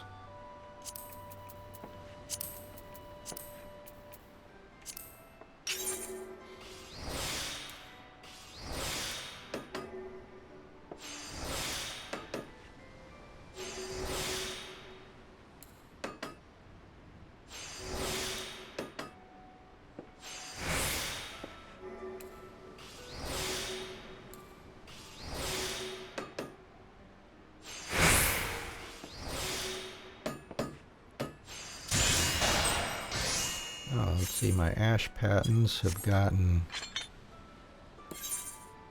spirit bonding complete. Those are level 15 shoes. Yeah, see, I could be making some better gear,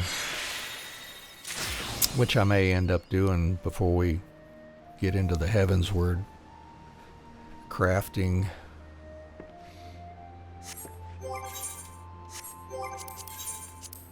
Alright, 1 more ingot.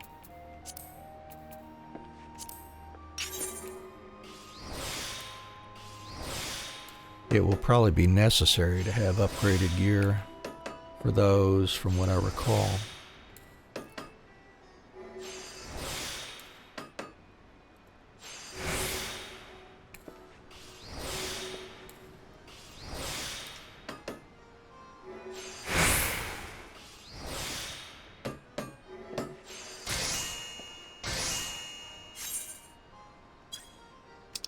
Alright, and we need mahogany lumber, horn glue, and a sunrise tellin.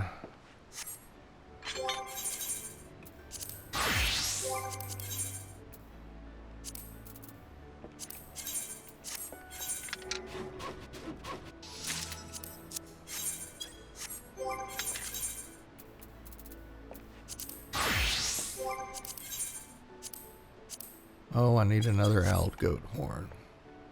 Alright. I'm trying to remember sunrise tellin.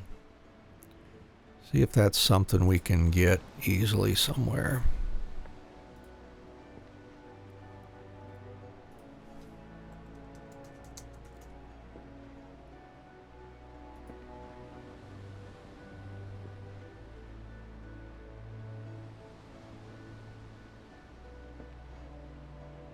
Nope, doesn't look like it.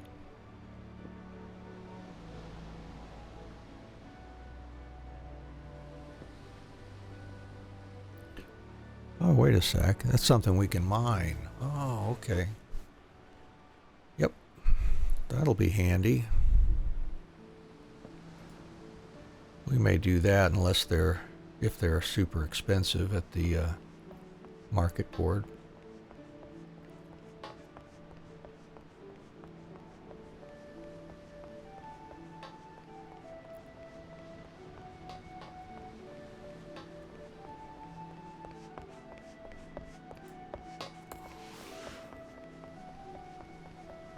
Where am I going? Here we go.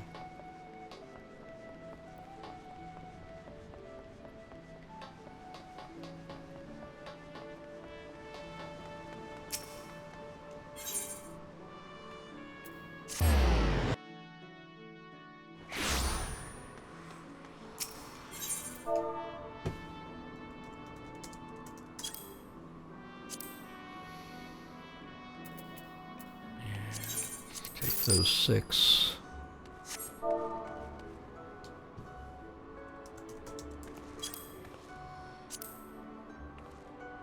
Yeah, we'll go grab those ourselves then.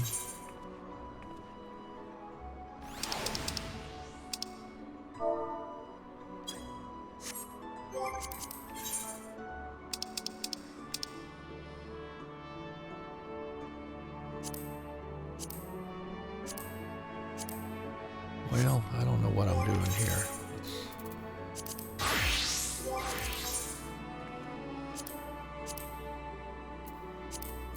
There it is. Skull Valley. All right.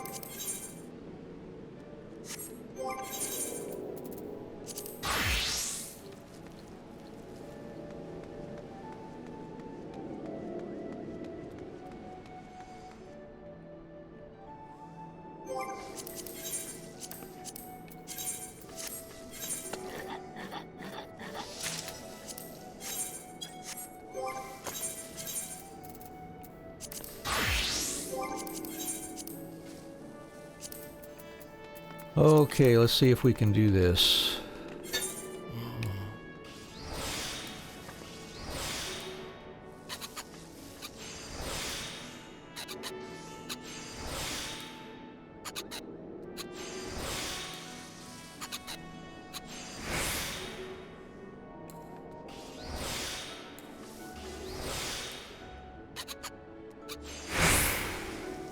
Huh, okay.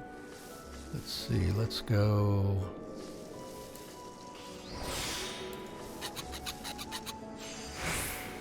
$82 to $164. And we can try a few. Oh, well, we can pull that out and make sure that we hit it. There we go. That'll be enough to do one more quality bump. Otherwise, we'd try those hasty touches until we are forced to use our last action to complete it. Here we go. And it needs a Savage Might Materia 3.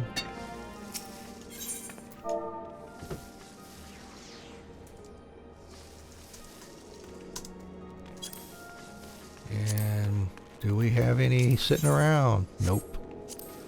Nope. I really just want one.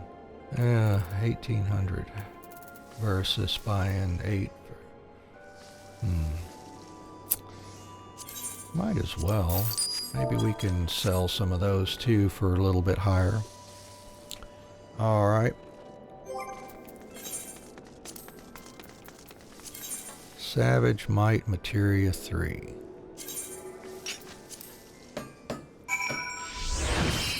Right, that goes to Mr. Phaser.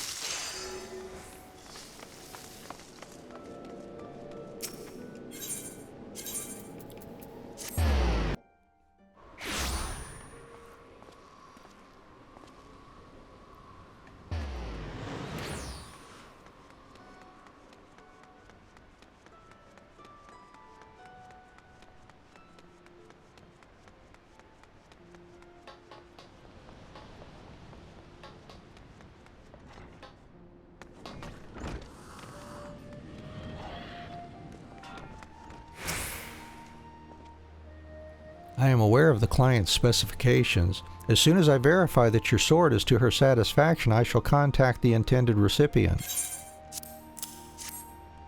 You have outdone yourself yet again. Your task is almost complete. In a most peculiar request, the client wishes to be on hand, yet out of sight, for the purveyance of her gift. I shall attend to the arrangements. You need only be ready.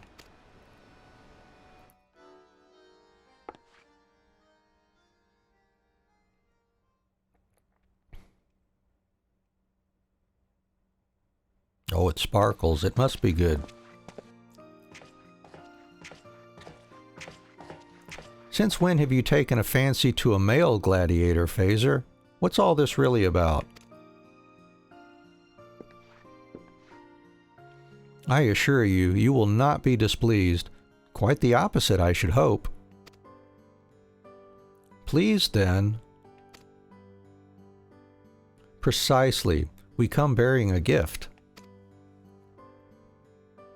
A gift? For me? Ha! Give it to someone who deserves it. I'm in no mood to be fawned over. Due to your mounting defeats, no doubt.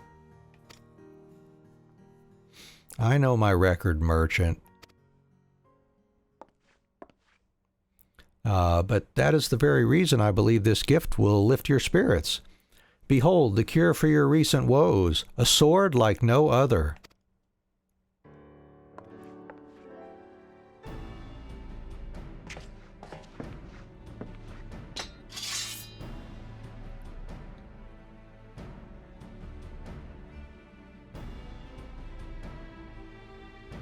This blade, I've never seen its equal. Did you forge this, Smith?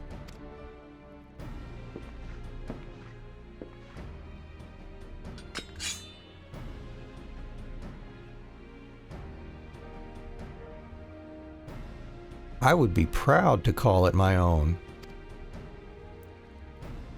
I believe that is precisely what our patron intended. Care to tell me who your patron is, and why he sees fit to confer upon me such a treasure? I can say only that she prays for your success. It is her hope that with this sword you will win new glory, and that these words will help you to remember that of old. The way of the sword is such that all who walk it become lost. Her words, eh? Well, I don't see why she had to orchestrate this mummer's farce. I would have gladly accepted the sword from her in person. Oh? I thought the calamity had claimed her life. I should have known better than to think the Hellfire Phoenix would die so easily.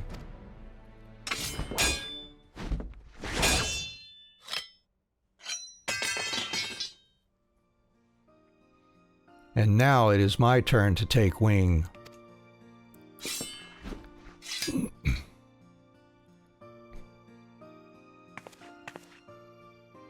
On my honor, I shall one day stand atop the Colosseum and do this sword justice.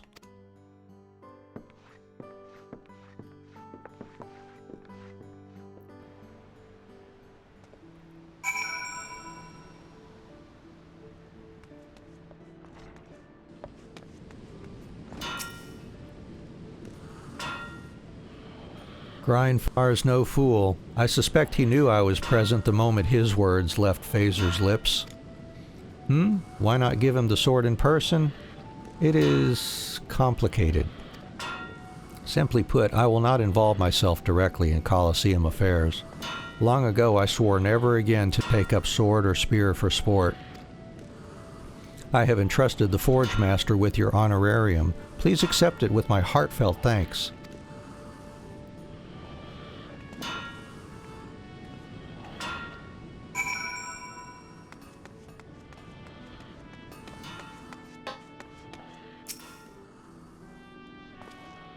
Well, look who's back from bringing in another fortune. I don't know how you do it, Anne, but I'm glad you're doing it for us. If you hadn't come along when you did and helped us turn things around with your quality smitten, I reckon I'd be another workless drunk drowning me sorrows at the winch. Instead, I'm a happily employed drunk celebrating me successes at the winch. You know, any lout with a tool can put passion into her work, but to have it come out the other side and affect folk is true artistry. And make no mistake, lass, the impact of what you've done for the guild will be felt for years to come. You're one of the best goddamn smithies I've had the pleasure of knowing, and there ain't nothing more to say than that.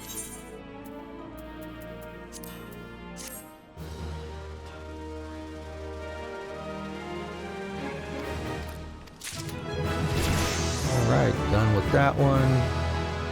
Got precise touch.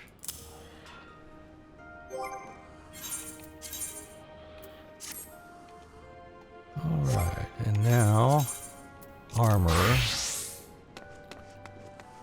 You're getting there. It's taken hours and hours to knock these out, but we'll have them done, and then on to more adventure until we get into Heaven's Word. Let's see.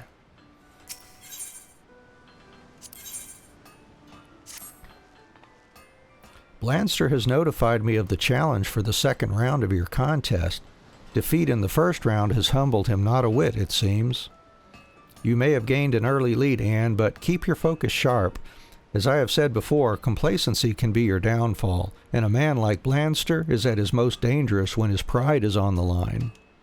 Now, according to the wishes of our vindictive veteran, for this next round you are to craft several items, and you must do so within a reasonable time frame to reflect the pressures of an actual commission.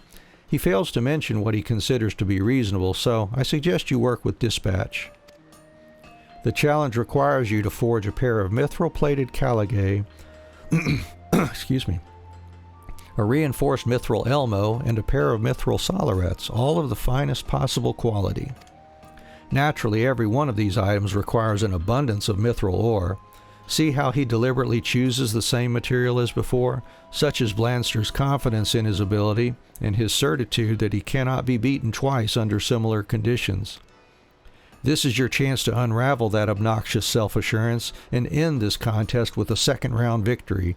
If anyone can quench the fury of that insufferable aurochs, Anne, it is you. Bring your submissions to me once you are satisfied with your forging. Take no shortcuts. I expect to see armor of unsurpassed quality. Alright, well, let's see. I wonder if we have enough mithril for this.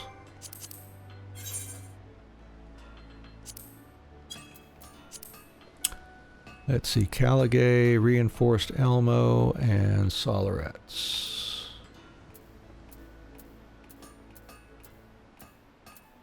Mithril sollerets. Needs a plate and a rings. Gosh, that's going to be a lot of mithril. Yeah, I don't know.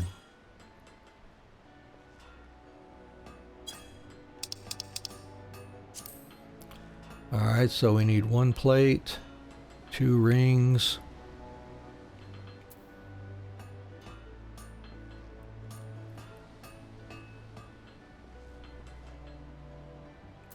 Now let's see, 3 plates, 2 rings and a rivets.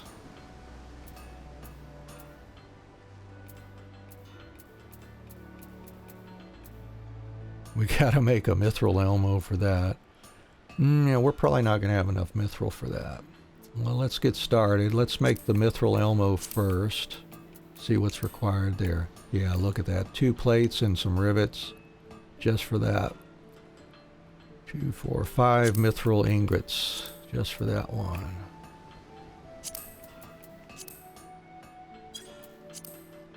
So we might as well make up all of our ingots here. Silver choker, spirit bond complete.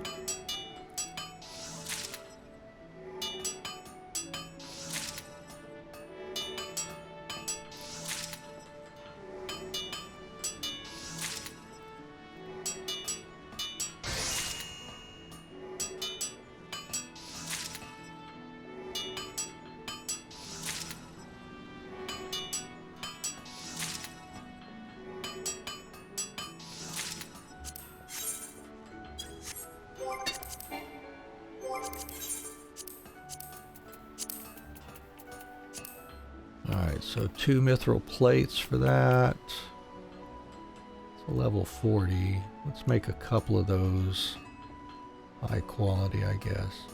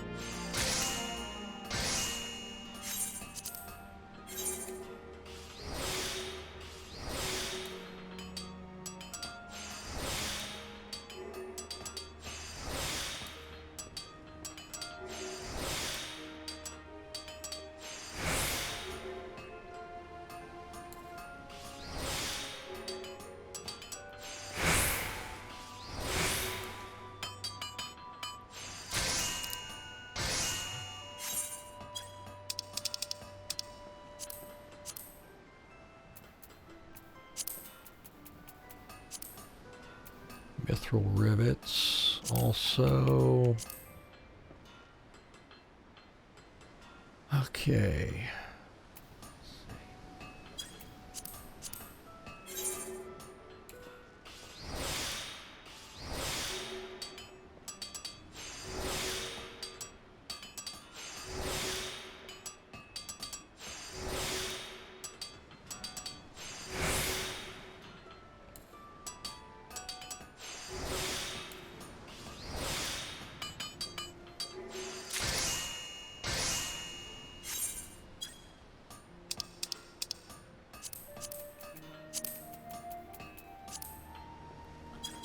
And a boar leather.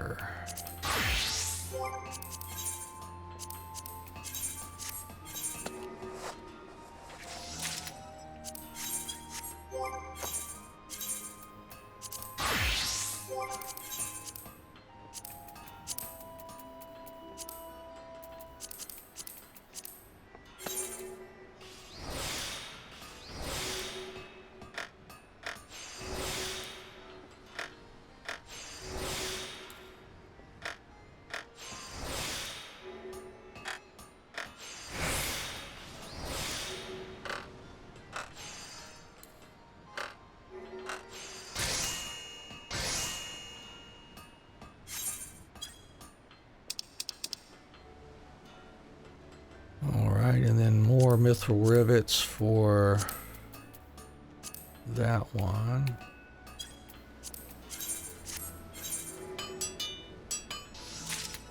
And we need some pierced leather. Some paste leather. Yeah. Oh, good, I've got the mats for that.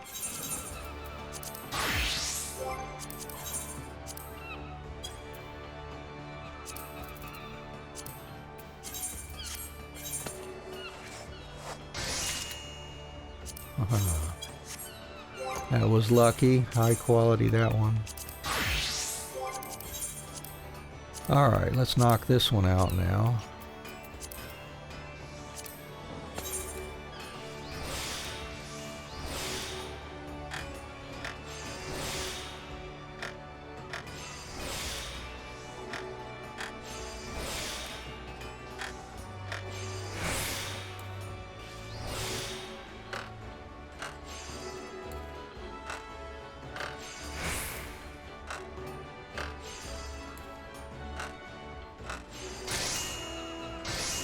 Alright, got the Elmo, we need the Solarets and the Caligay. Mithril plated Caligay, alright. Mithril plate and rivets again.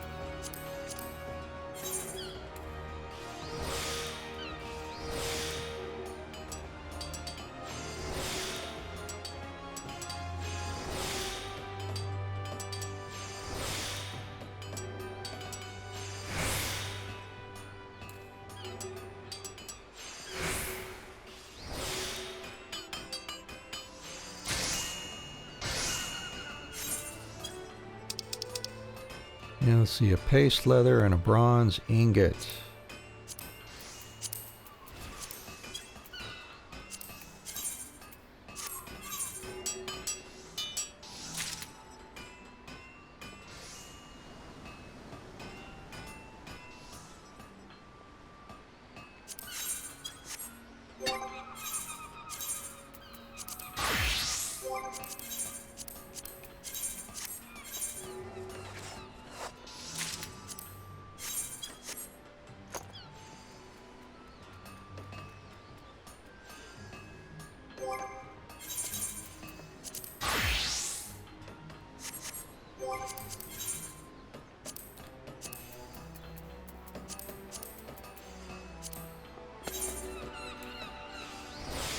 Alright, let's see if we can get this one knocked out now.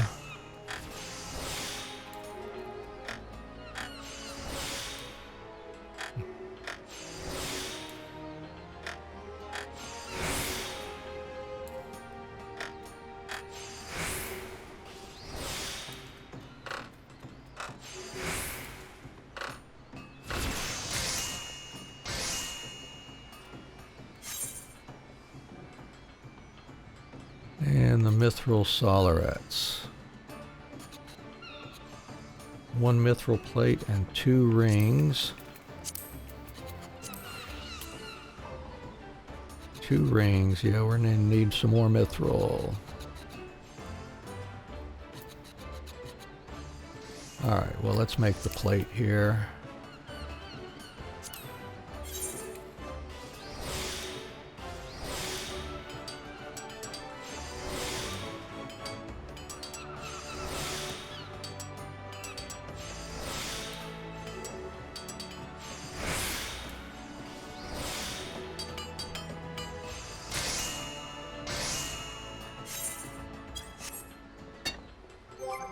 And we will go grab us some more mithril. Forgotten Springs is the closest jump off point.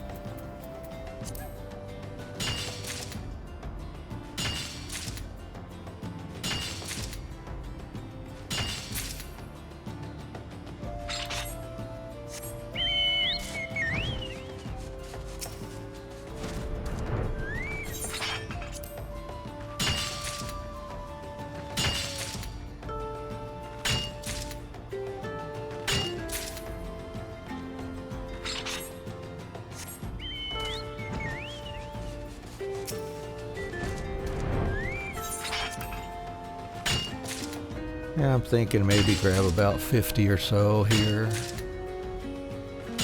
Have some on hand for the next time we need mithril.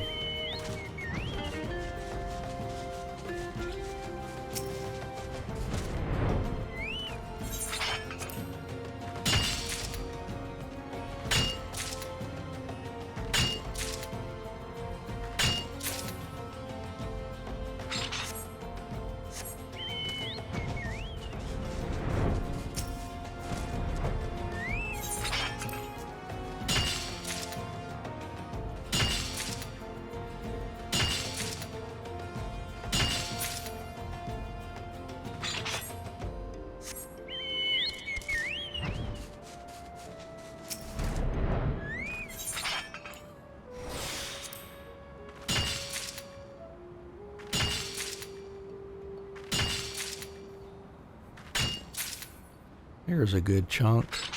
Alright. Back to Limsa.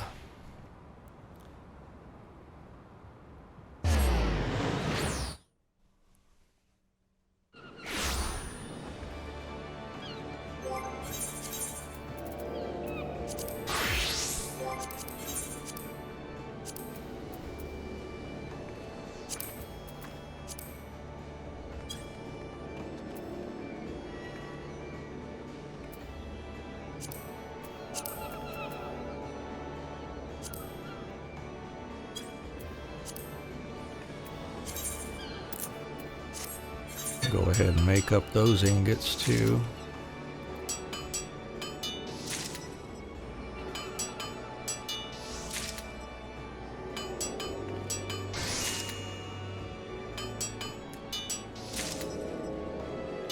And if you're just joining us, welcome to the stream. We appreciate you being here, whether you choose to comment in the chat or just sit there and lurk. Enjoy the atmosphere and the story with us. We're getting towards the end of the Crafters and Gatherers stories. We're getting them all through level 50. Then we'll resume the story for our main job. We changed to Red Mage last time, so we're going to continue forward from level 50 as a Red Mage. We started out as a Black Mage, got at least the main part of A Realm Reborn done. We're into the expansion content for A Realm Reborn now, so we'll be going through that once we complete our Crafters and Gatherers up through 50.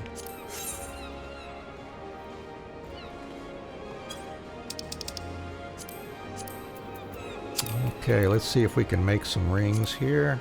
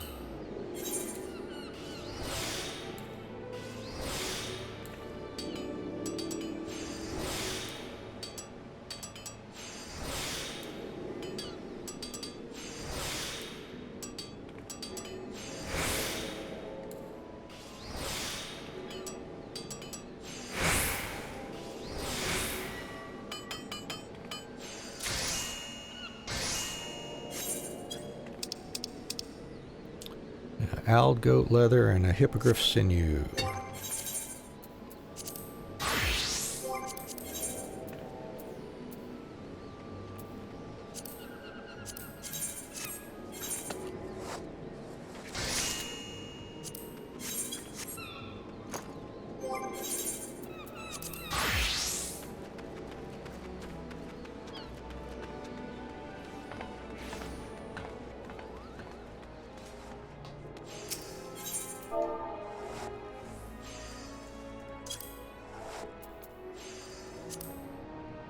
Hey, good. There's a single.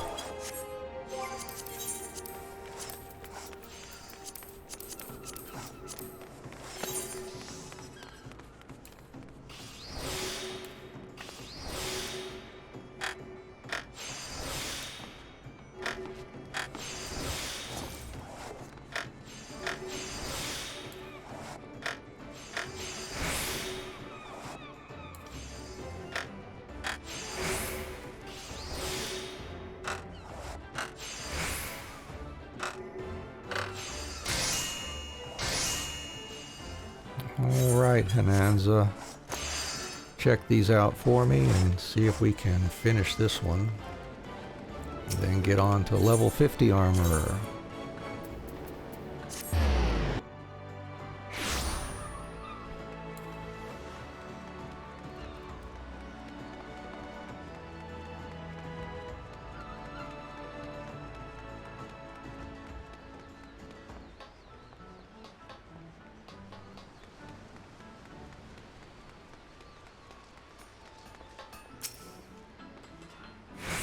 Do you have the pieces required for the second round? I need to see a pair of mithril-plated Caligay, a reinforced mithril Elmo, and a pair of mithril Solarets, all of the best quality you can muster.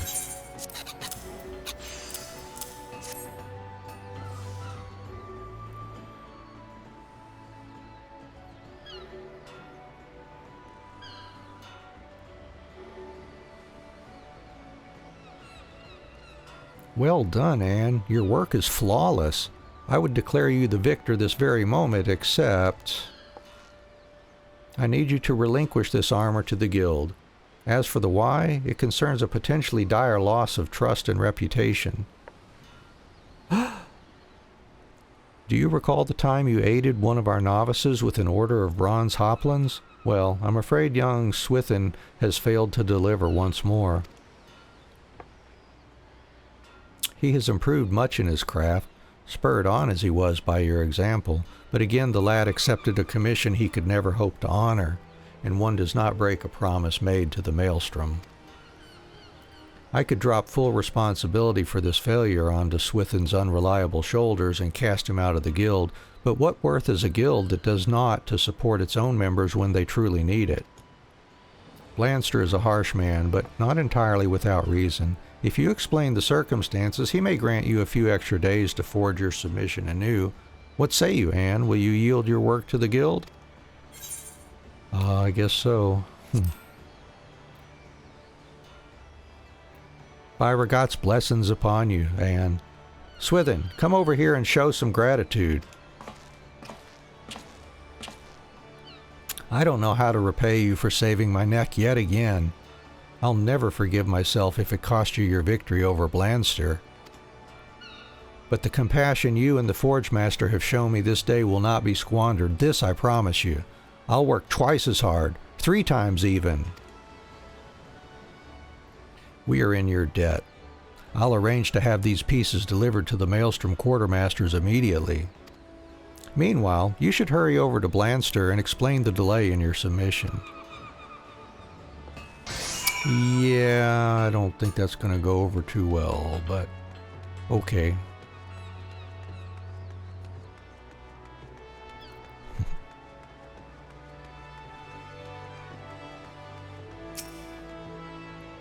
What's this now?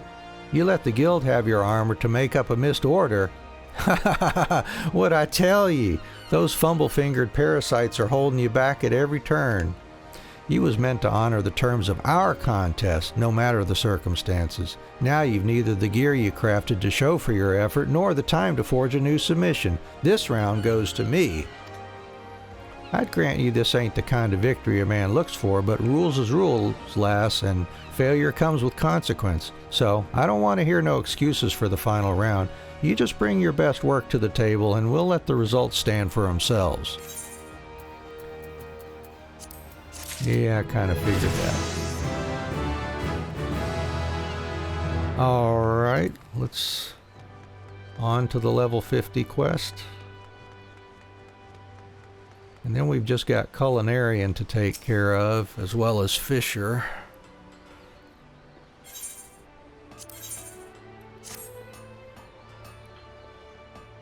I must thank you again, Anne, for sacrificing your time and effort to help our guild with that order for the Maelstrom. It behooves us not to fail clients such as they, no matter the reason, but, as is our fate, we are rarely afforded a respite from the flames of the forge. I have recently been informed that Admiral Merlwib will be inspecting various organizations, our own Armorers Guild included, and their roles in promoting Limsa-Lominsa's trade with the East. The impressions made during this inspection will have a direct influence on whom the Maelstrom chooses as the provider of its equipment and other sundry supplies. Blanster, in his usual arrogant manner, has proposed that we seize this opportunity to have the Admiral herself serve as arbiter for the final round of your contest. Ugh! Imagine how the bastard would crow if you were to suffer defeat before the commander of Limsa-Lominsa's Grand Company. The credence such a public failure would lend to his arguments would spell the end of the guild as we know it. You must not allow this to come to pass. Success in this third and final challenge hinges on your ability to forge what might need to be the most exquisite cobalt halberdion in the realm, and as you'd expect, it is one of the more demanding pieces of armor a student of our discipline can attempt. While I harbor not the slightest doubt that you will produce a halberdion of surpassing quality, let us tip the scales in your favor by augmenting it with materia. A Heaven's Eye materia of the 3rd grade should do the trick. Once your armor is complete, deliver it to Sergeant Zwinberg at Hawker's Round, and he will see it passed along to the Admiral. Okay, Cobalt Halberdion.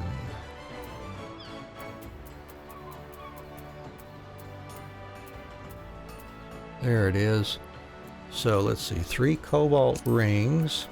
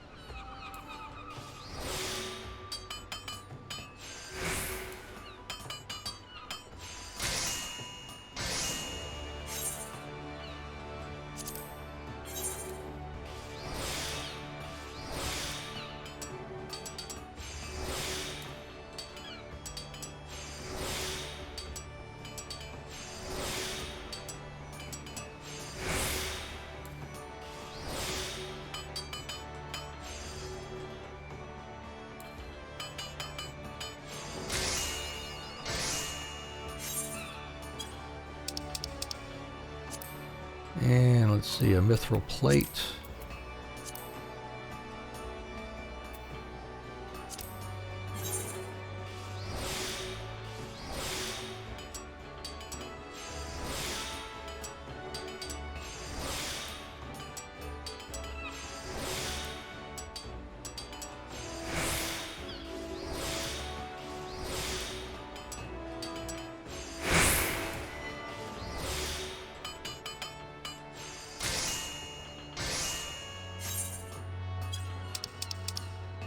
Alright, undyed felt and a boar leather.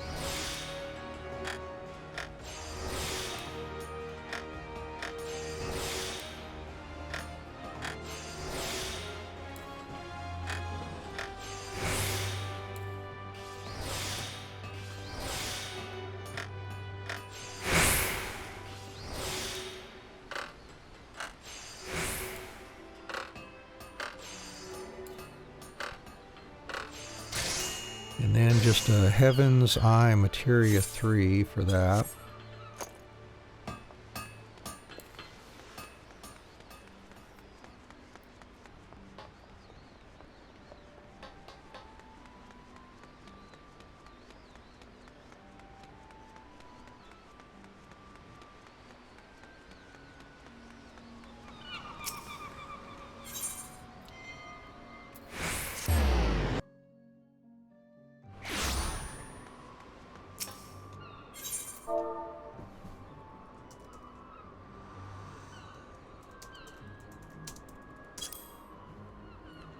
Yeah, let's see. Probably none. Yep, don't have any. There's one.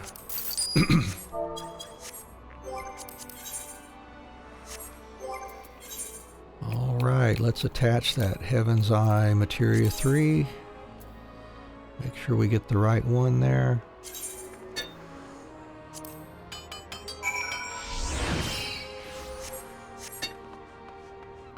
Alright. Then that's convenient right here. An adventurer? Ah, you have a Cobalt Halberdian for me then. It would not do to keep Admiral Merlewood waiting.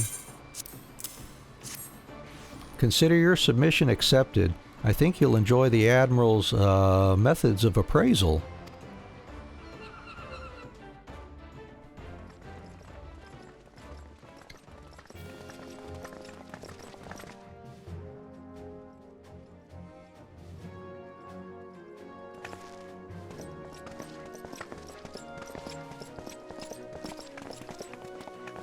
Anne, Blanster, this, the final round of your contest, will decide victory or defeat. May the best armorer win.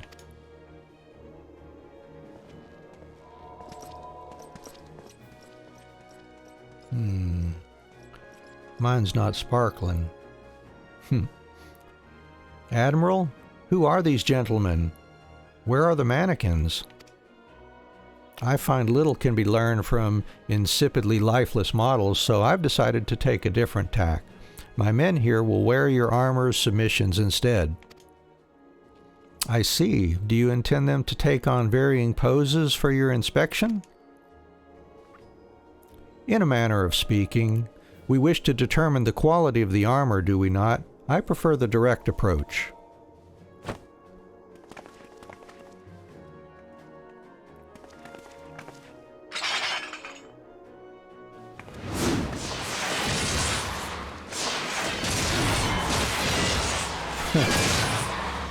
Oh my goodness. Beauregard's beard! What kind of appraisal is this? You really that surprised, Hananza? No finer way to test your gear than in the heat of battle. Using flesh and blood warriors is hardly necessary. What of the risks of injury?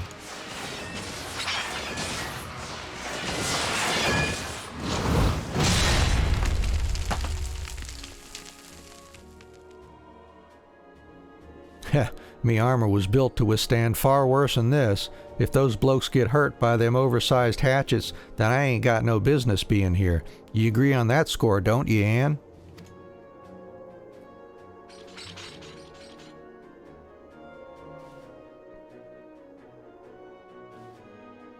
Well, well, it appears your claims to excellence are more than empty boasts.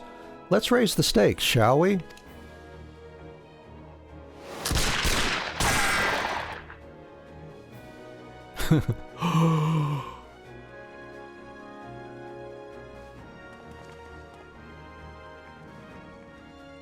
Admiral, you go too far. Such expensive equipment is of little use to us if it cannot stop a bullet. Unless you think me reckless, my men were never in any real danger. I quite carefully inspected the sturdiness of both halberdians before we began. You are not the only one with an eye for quality, dear Forge Master. In any case, it appears we have a winner. I don't believe it. The shot punched through me links. What's so damn different between your armor and mine? Because I am the story protagonist, that's why. Perhaps the reason you cannot answer that question, Armor, is the reason you just lost to your colleague. Bloody hells. This was a most educational and entertaining experience. When the Maelstrom next finds itself in need of replacement equipment, I believe I know just the sort of armor to whom we should turn.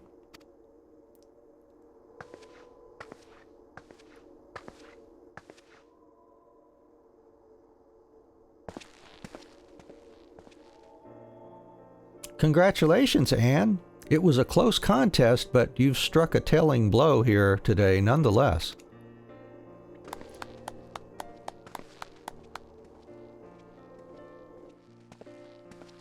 The question is, does Blanster yet realize his folly? It would be best for you to seek him out to learn where we now stand.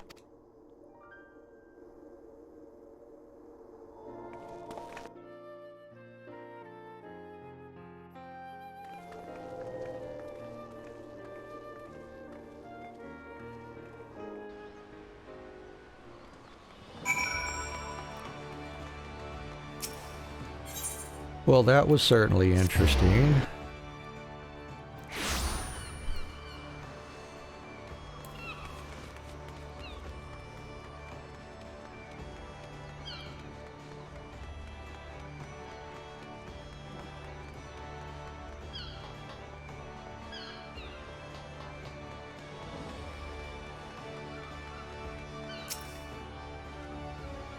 Come to see me beaten and broken, have you? You've made a bloody fool out of me. I've made a fool out of myself. I was just too thick-headed stubborn to see it coming. Reckon I ought to steer clear of guild business for a time, get me some distance to think on all of this. But you tell that harpy Hananza that she better not let this place fall to pieces. I'll still be watching.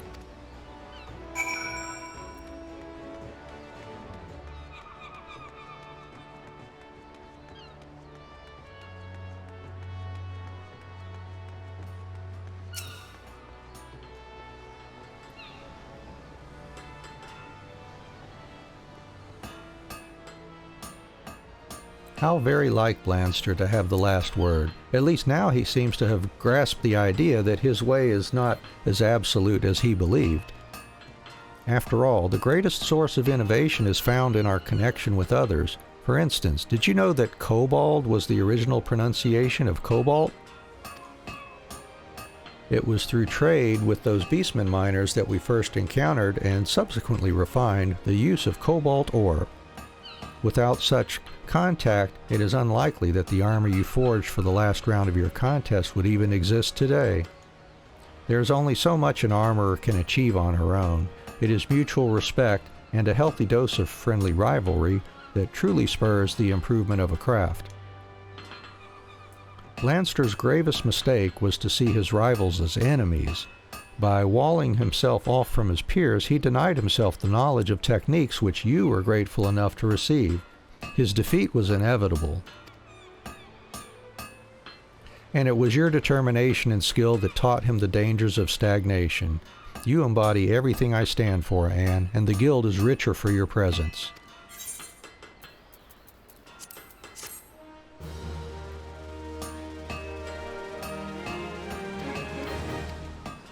All right, one more down there.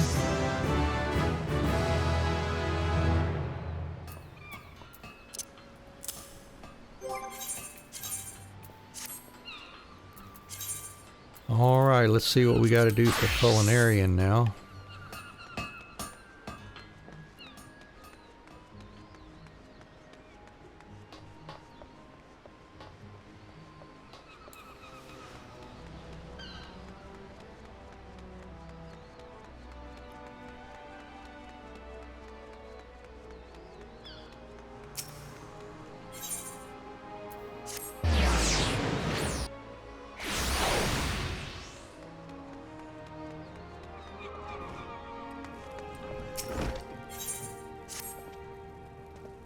I'm told you passed Letitia's test with flying colors, and now you're to cook for the Admiral's official functions. Well, the time's come for you to begin flexing them culinary muscles for the good of Leminson diplomacy. Aye, word arrived from the bridge just now. A foreign dignitary's come to Limsa, and the Admiral wants us, by which I mean you, to fashion the meal together. Letitia's got all the details, so you'll want to speak with her. Go and do us proud, Anne.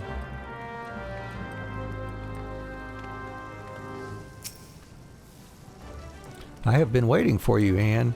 As I'm sure Lingzeth informed you, we are playing host to a man of some importance, an emissary from the Holy See of Ishgard. Your task is to prepare a dish that will satisfy him. When the Admiral receives foreign visitors, she ordinarily requests that we serve them the best of Leminson cuisine.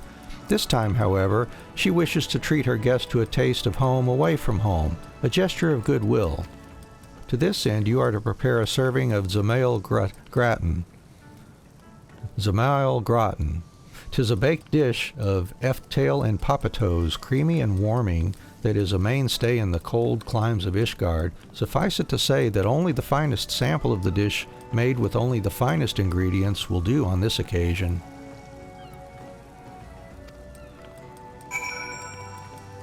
Okay, let's see what we need for that. There it is. Papato, Garlian garlic, black pepper. We can get the garlic and the black pepper here for sure.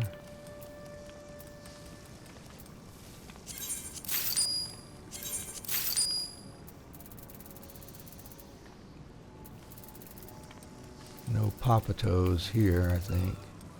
Yeah. Need some sweet cream, which needs buffalo milk.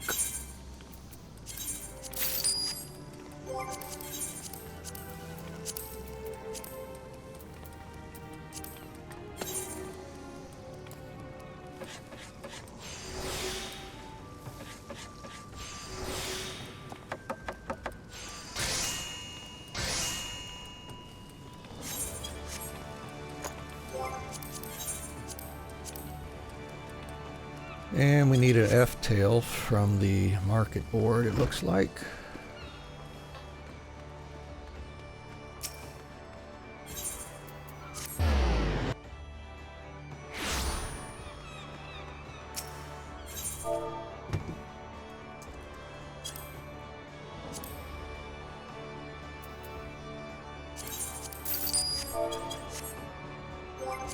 And we will gather papatoes and nutmeg.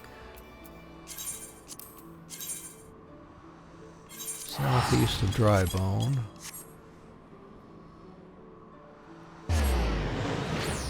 Oh, I should have checked to see how much they were on the market board. They might have been super cheap. Cheaper than a teleport. Oh well.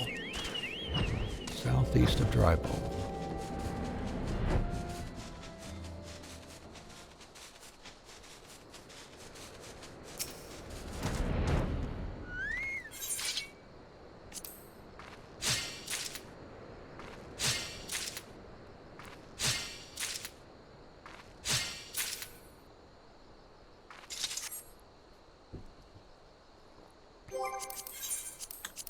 And nutmeg is over by Wineport.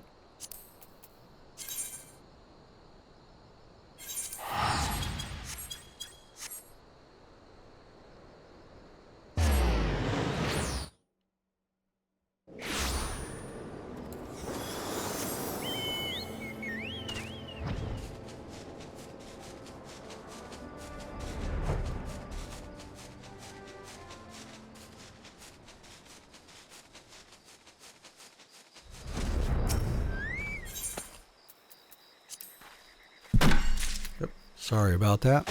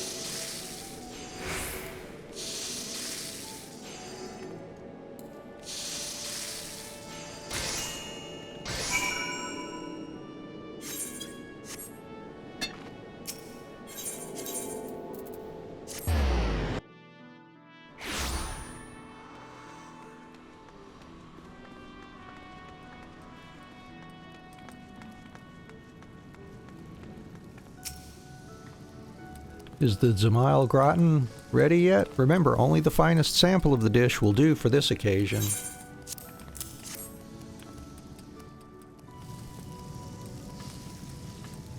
Ah, yes, it certainly looks and smells the part. Let us see if the same can be said of the taste.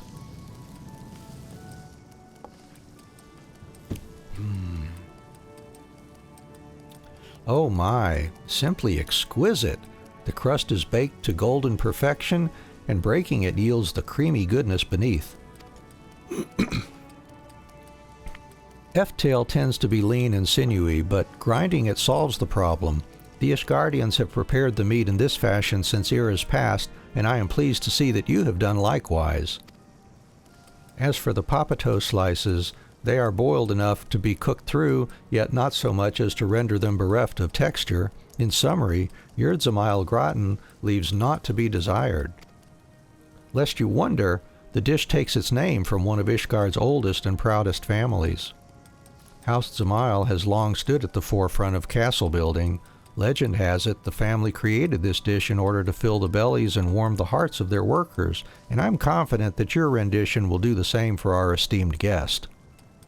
Today, your culinary creations shall serve not only to sate hunger, but also to close the distance between nations. You can hold your head up high, Anne. Keep up your efforts, and soon you will become the equal of Master Lingzith himself.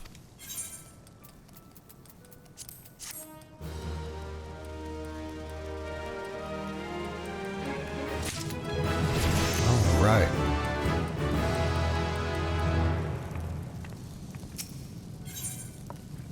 Revenge of the Chef's Bane.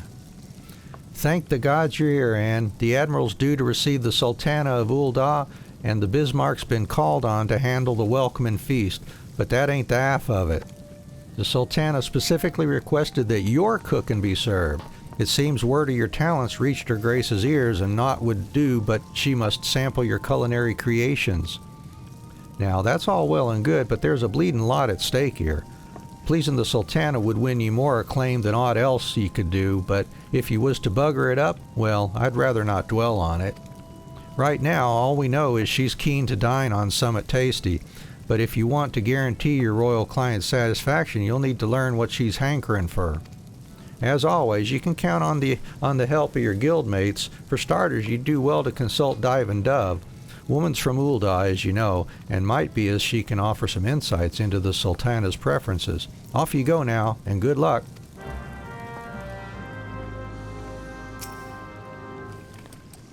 In Ul'dah, commoners like myself seldom get the chance to see the Sultana in the flesh. 'Tis a great honor being called upon to prepare her Grace's meal, but I warn you to proceed with caution. I'm sure you will recall Lord Lolorito, your erstwhile patron. Well, a troubling rumor is circulating to the effect that he arranged this royal visit. As a member of the syndicate, it's entirely within his powers to do so. And if the whispers can be believed, Lolorito's sole purpose for bringing the Sultana to Limsa is to humiliate you, Anne, and, by extension, the Bismarck. Whatever his reasons, 'twould seem he is still intent on proving our creations wanting. So, as to preserve our good name, it would be to your benefit to do as the Guildmaster suggested and learn all you can of the Sultana's taste. For this, I recommend you consult Letitia. Knowing her, she's already begun looking into the matter. Good old Letitia. All right, I sold some piety materia.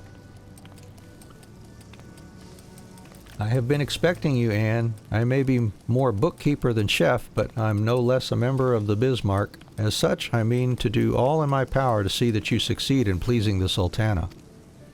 Lord Lolorito has gone to great lengths to prevent us from discovering the Sultana's preferences, but discover them we shall. At any given time, there are a great many Uldans visiting Limsa, be it for business or leisure. I suggest you begin by learning all you can from them. You might also wish to speak with Rub Epicon, a former colleague of mine at Melvin's Gate. As a customs officer, she has an overview of exports to Ul'dah.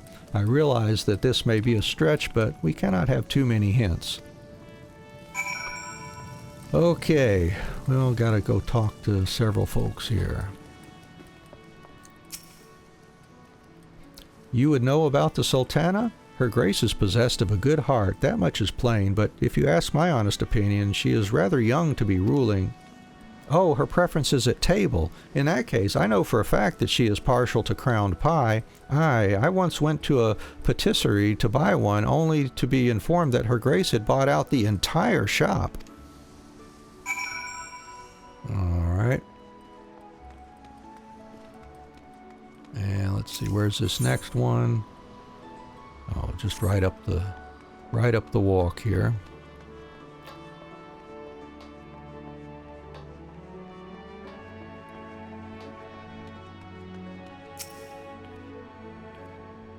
Why, yes, I do happen to come from Ul'dah. Is there something you require? Huh? You wish to know what the Sultana likes to eat? I scarce qualify to judge such things, but I do recall this one time I went to the markets. There was a vendor crying his stock of meats, and if the fellow is to be believed, his beef was bound for the royal kitchens, to be used to make beef stew for Her Grace. I hope that helps. Well, thank you. And let's see, we need to go down here maybe.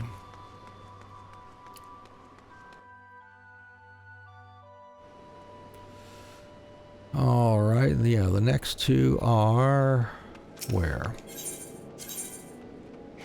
Melvin's Gate is over by the Arcanists Guild. And there's one just inside here at Hawker's Alley.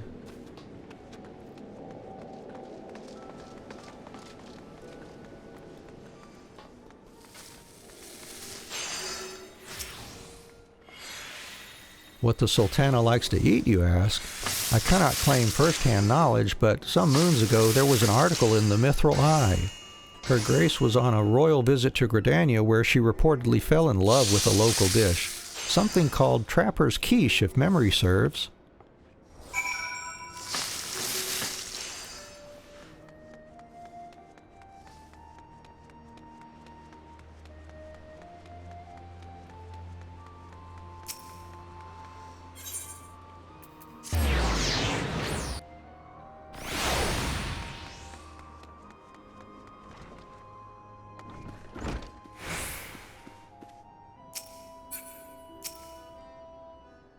Ah, you must be from the Bismarck. Letitia sent word that you might be along to learn what manner of cuisine the Sultana enjoys.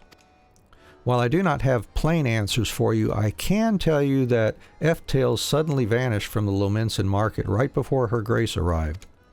Some investigative work revealed that the tails were snapped up by the East Aldenard Trading Company, which is chaired by none other than Lord Lolorito.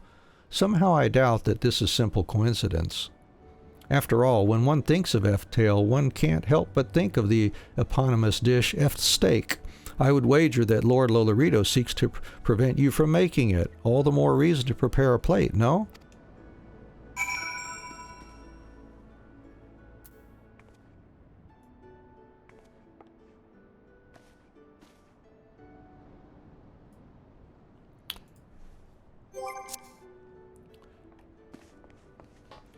Alright, well let's go let Letitia know what we found out. It sounds like we're going to be making several dishes here. We got off of they let us off from doing that on the last quest like everybody else did at 45, and they're going to hit us here at 50 it looks like. With the triple or quadruple craft here.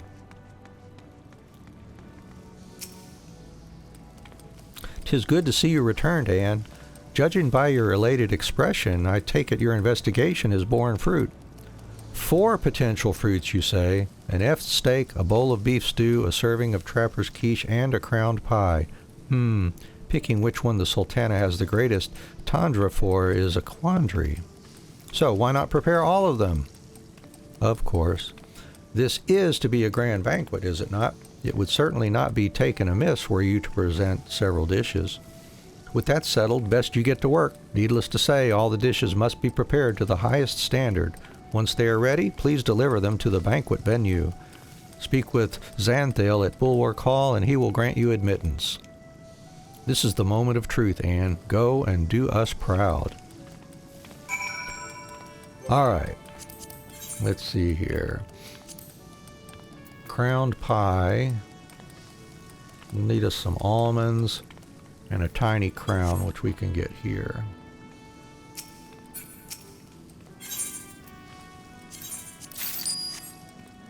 So, some almonds.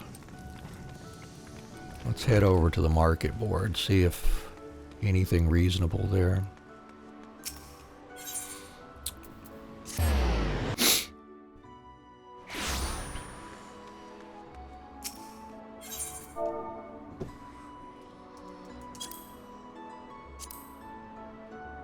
Yeah, those are pretty cheap. Grab those. Maple sugar, pie dough. Good thing we already had those. Alright, that's one thing.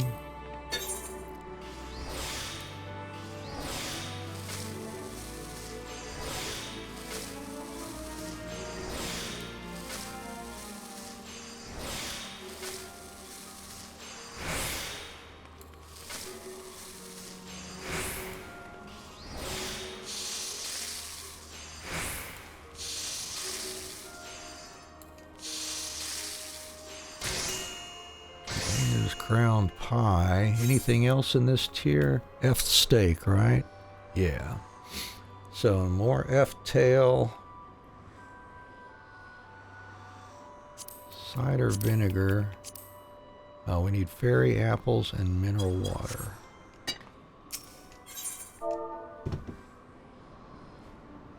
Now, need to pay attention to spelling here. F-A-E-R-I.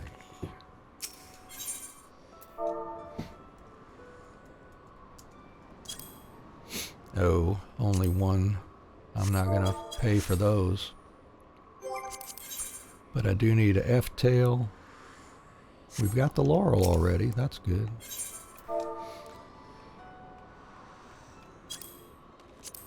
Alright. Take one of those. And the sour red is, I think, over here with the tradecraft vendor. Let's see if that's right or not. Maybe not. Maybe just cooking sherry, isn't it? Let's see. Yeah. There's sour red. Yeah, good.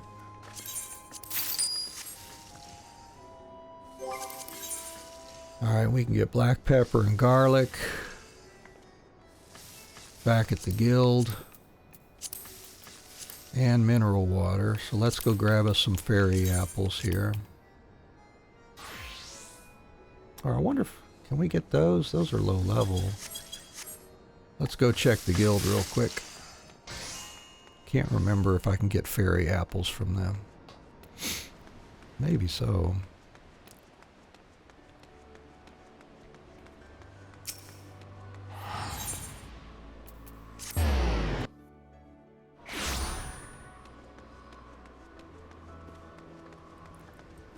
I mean, if anybody knows if we can get them here, that's fine. You can let me know what goodies we can get.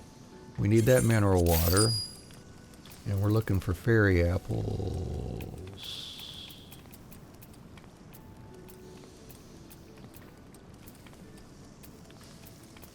Need the garlic and the black pepper. Nope, I don't see fairy apples there. Nope. Alright, well I guess we will go gather some fairy apples then.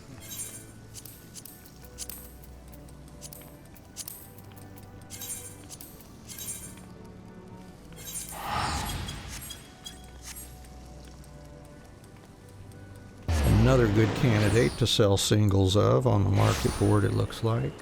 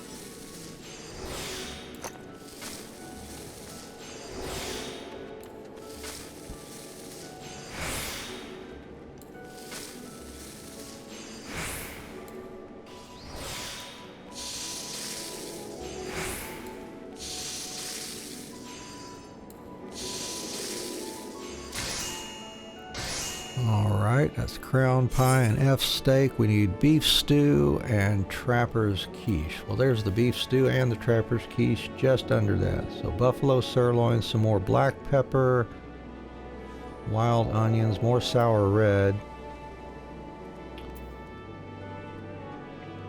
mineral water, cream cheese.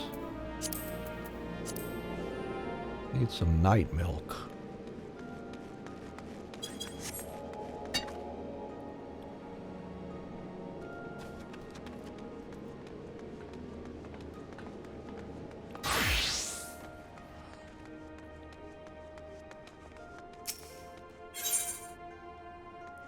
Mineral water, no night milk, sour red,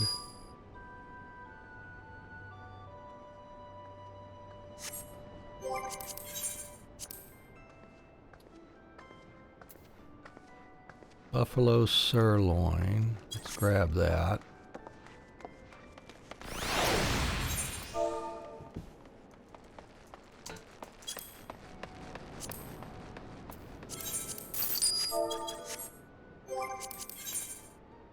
Black pepper and wild onion we can get.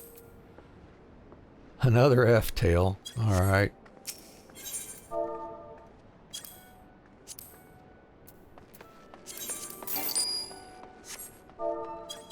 And we're running out of space already. Midland basil and apkalu egg.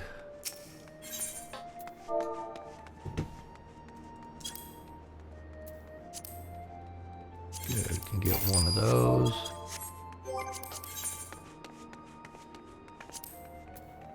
I'm going to run out of space here. Let's see.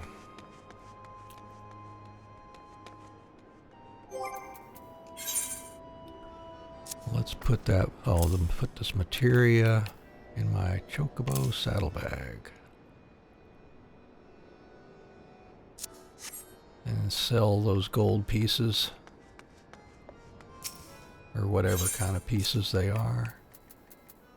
Silver pieces. Alright. Oh, there's more materia I can stash. Oh, I was able to sell that singly. That's cool.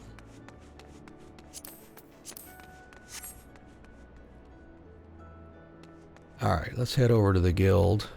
Get those materials for the one we can make right now.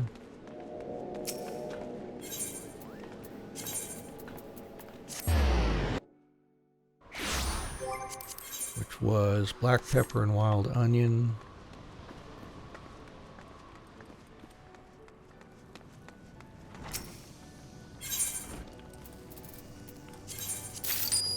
One wild onion.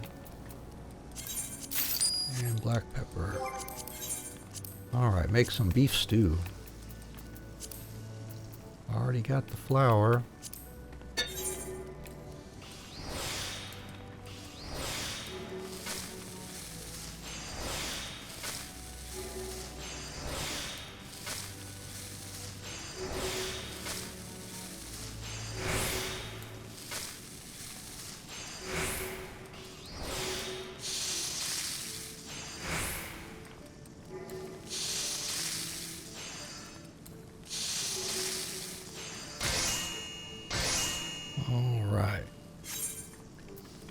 Trapper's quiche. We need night milk for the cream cheese and some Midland basil. Yep.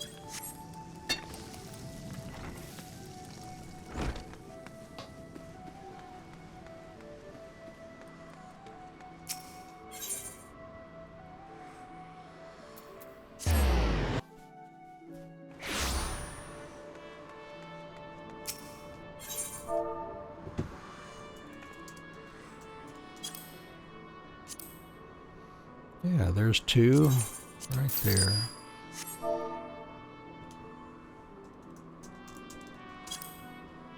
Ooh, that doesn't look promising. Yep, we are not going to be doing that.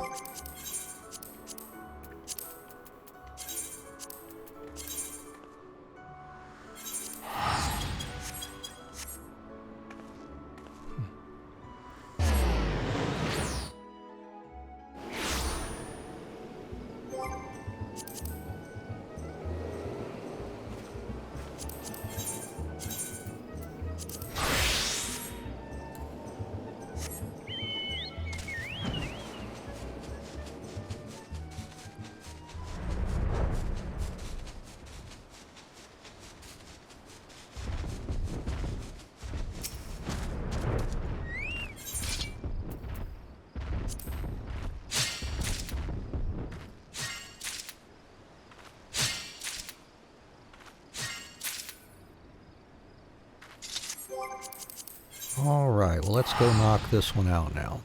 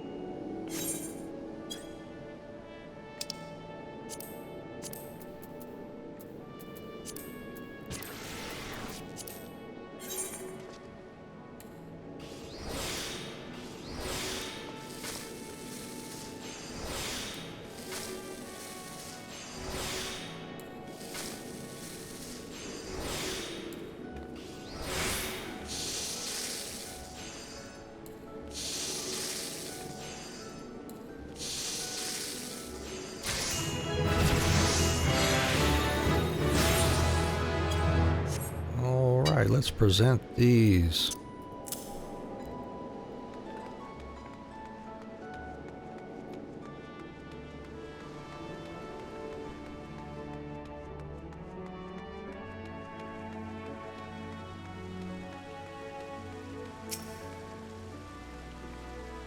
You are the culinarian and adventurer? I am informed that you will be serving an F steak, a bowl of beef stew, a serving of Trapper's quiche, and a crowned pie for the Admiral's banquet. My lords and ladies are beside themselves with anticipation. Pray, do not keep them waiting over long.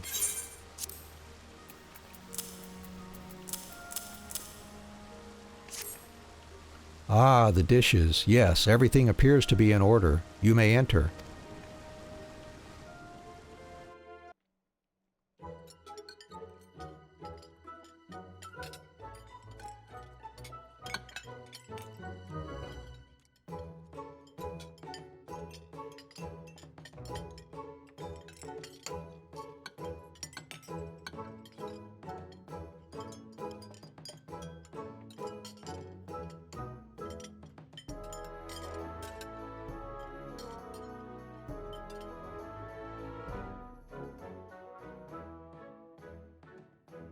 I do declare that was a most magnificent meal.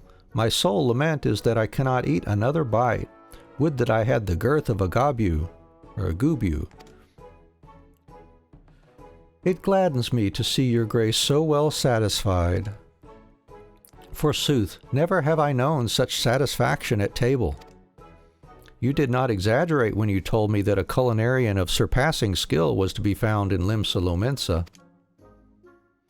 Never did I imagine that it would be you, dear Anne. Thanks to you, I have tasted heaven. My gratitude is yours.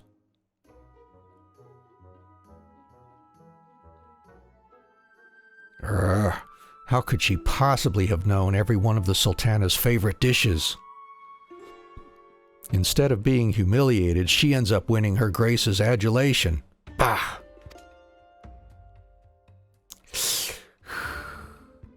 Did you say something, Lord Lolorito?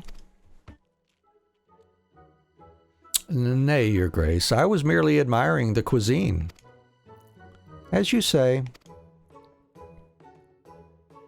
But truly, your presence here is a surprise of the highest order. You must allow me to send you a gift befitting your service this day.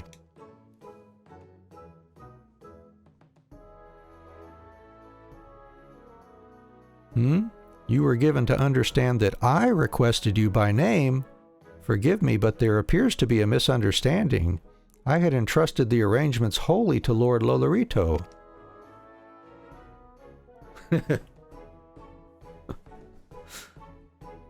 Busted.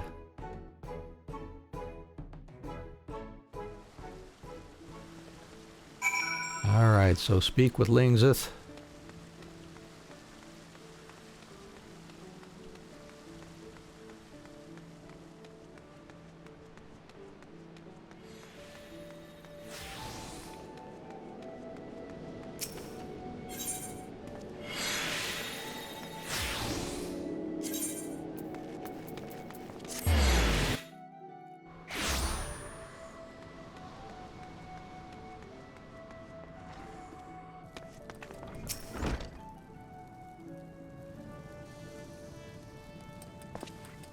I've heard all about it, Anne. You did it again, gods bless you. To have the Sultana herself praise your cooking as a taste of heaven. Ells, even I can't boast of such a feat. The Admiral commends me for training such a fine culinarian, but I did no more than teach you what it means to be one. Make no mistake, 'twas you what did all the hard work. You've surpassed even myself for fame, Anne. There ain't nothing left I can tell you what you don't already ken. I'm prouder than I've got any right to be. Nay, nay, 'tain't no modest accomplishment, lass. And from here, you'll go on to reach even greater heights in our craft. But wherever ye end up, always remember me words. It's passion what makes a culinarian. With that passion close to your art, go and put smiles on the faces of folk with your cooking. You can be sure I'll keep striving to do the same. Well, thank you, Lingzith.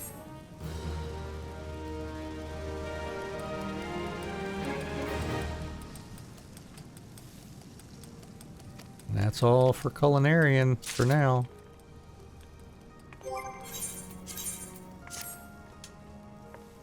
Alright, and let's see, Fisher will be next. We already picked up the quest. We've got to go speak with someone in White Brim Front, which is a little bit of a distance from Camp Dragonhead. So we will leave the stream here for now. We'll go ahead and port on over to Camp Dragonhead and stop for today.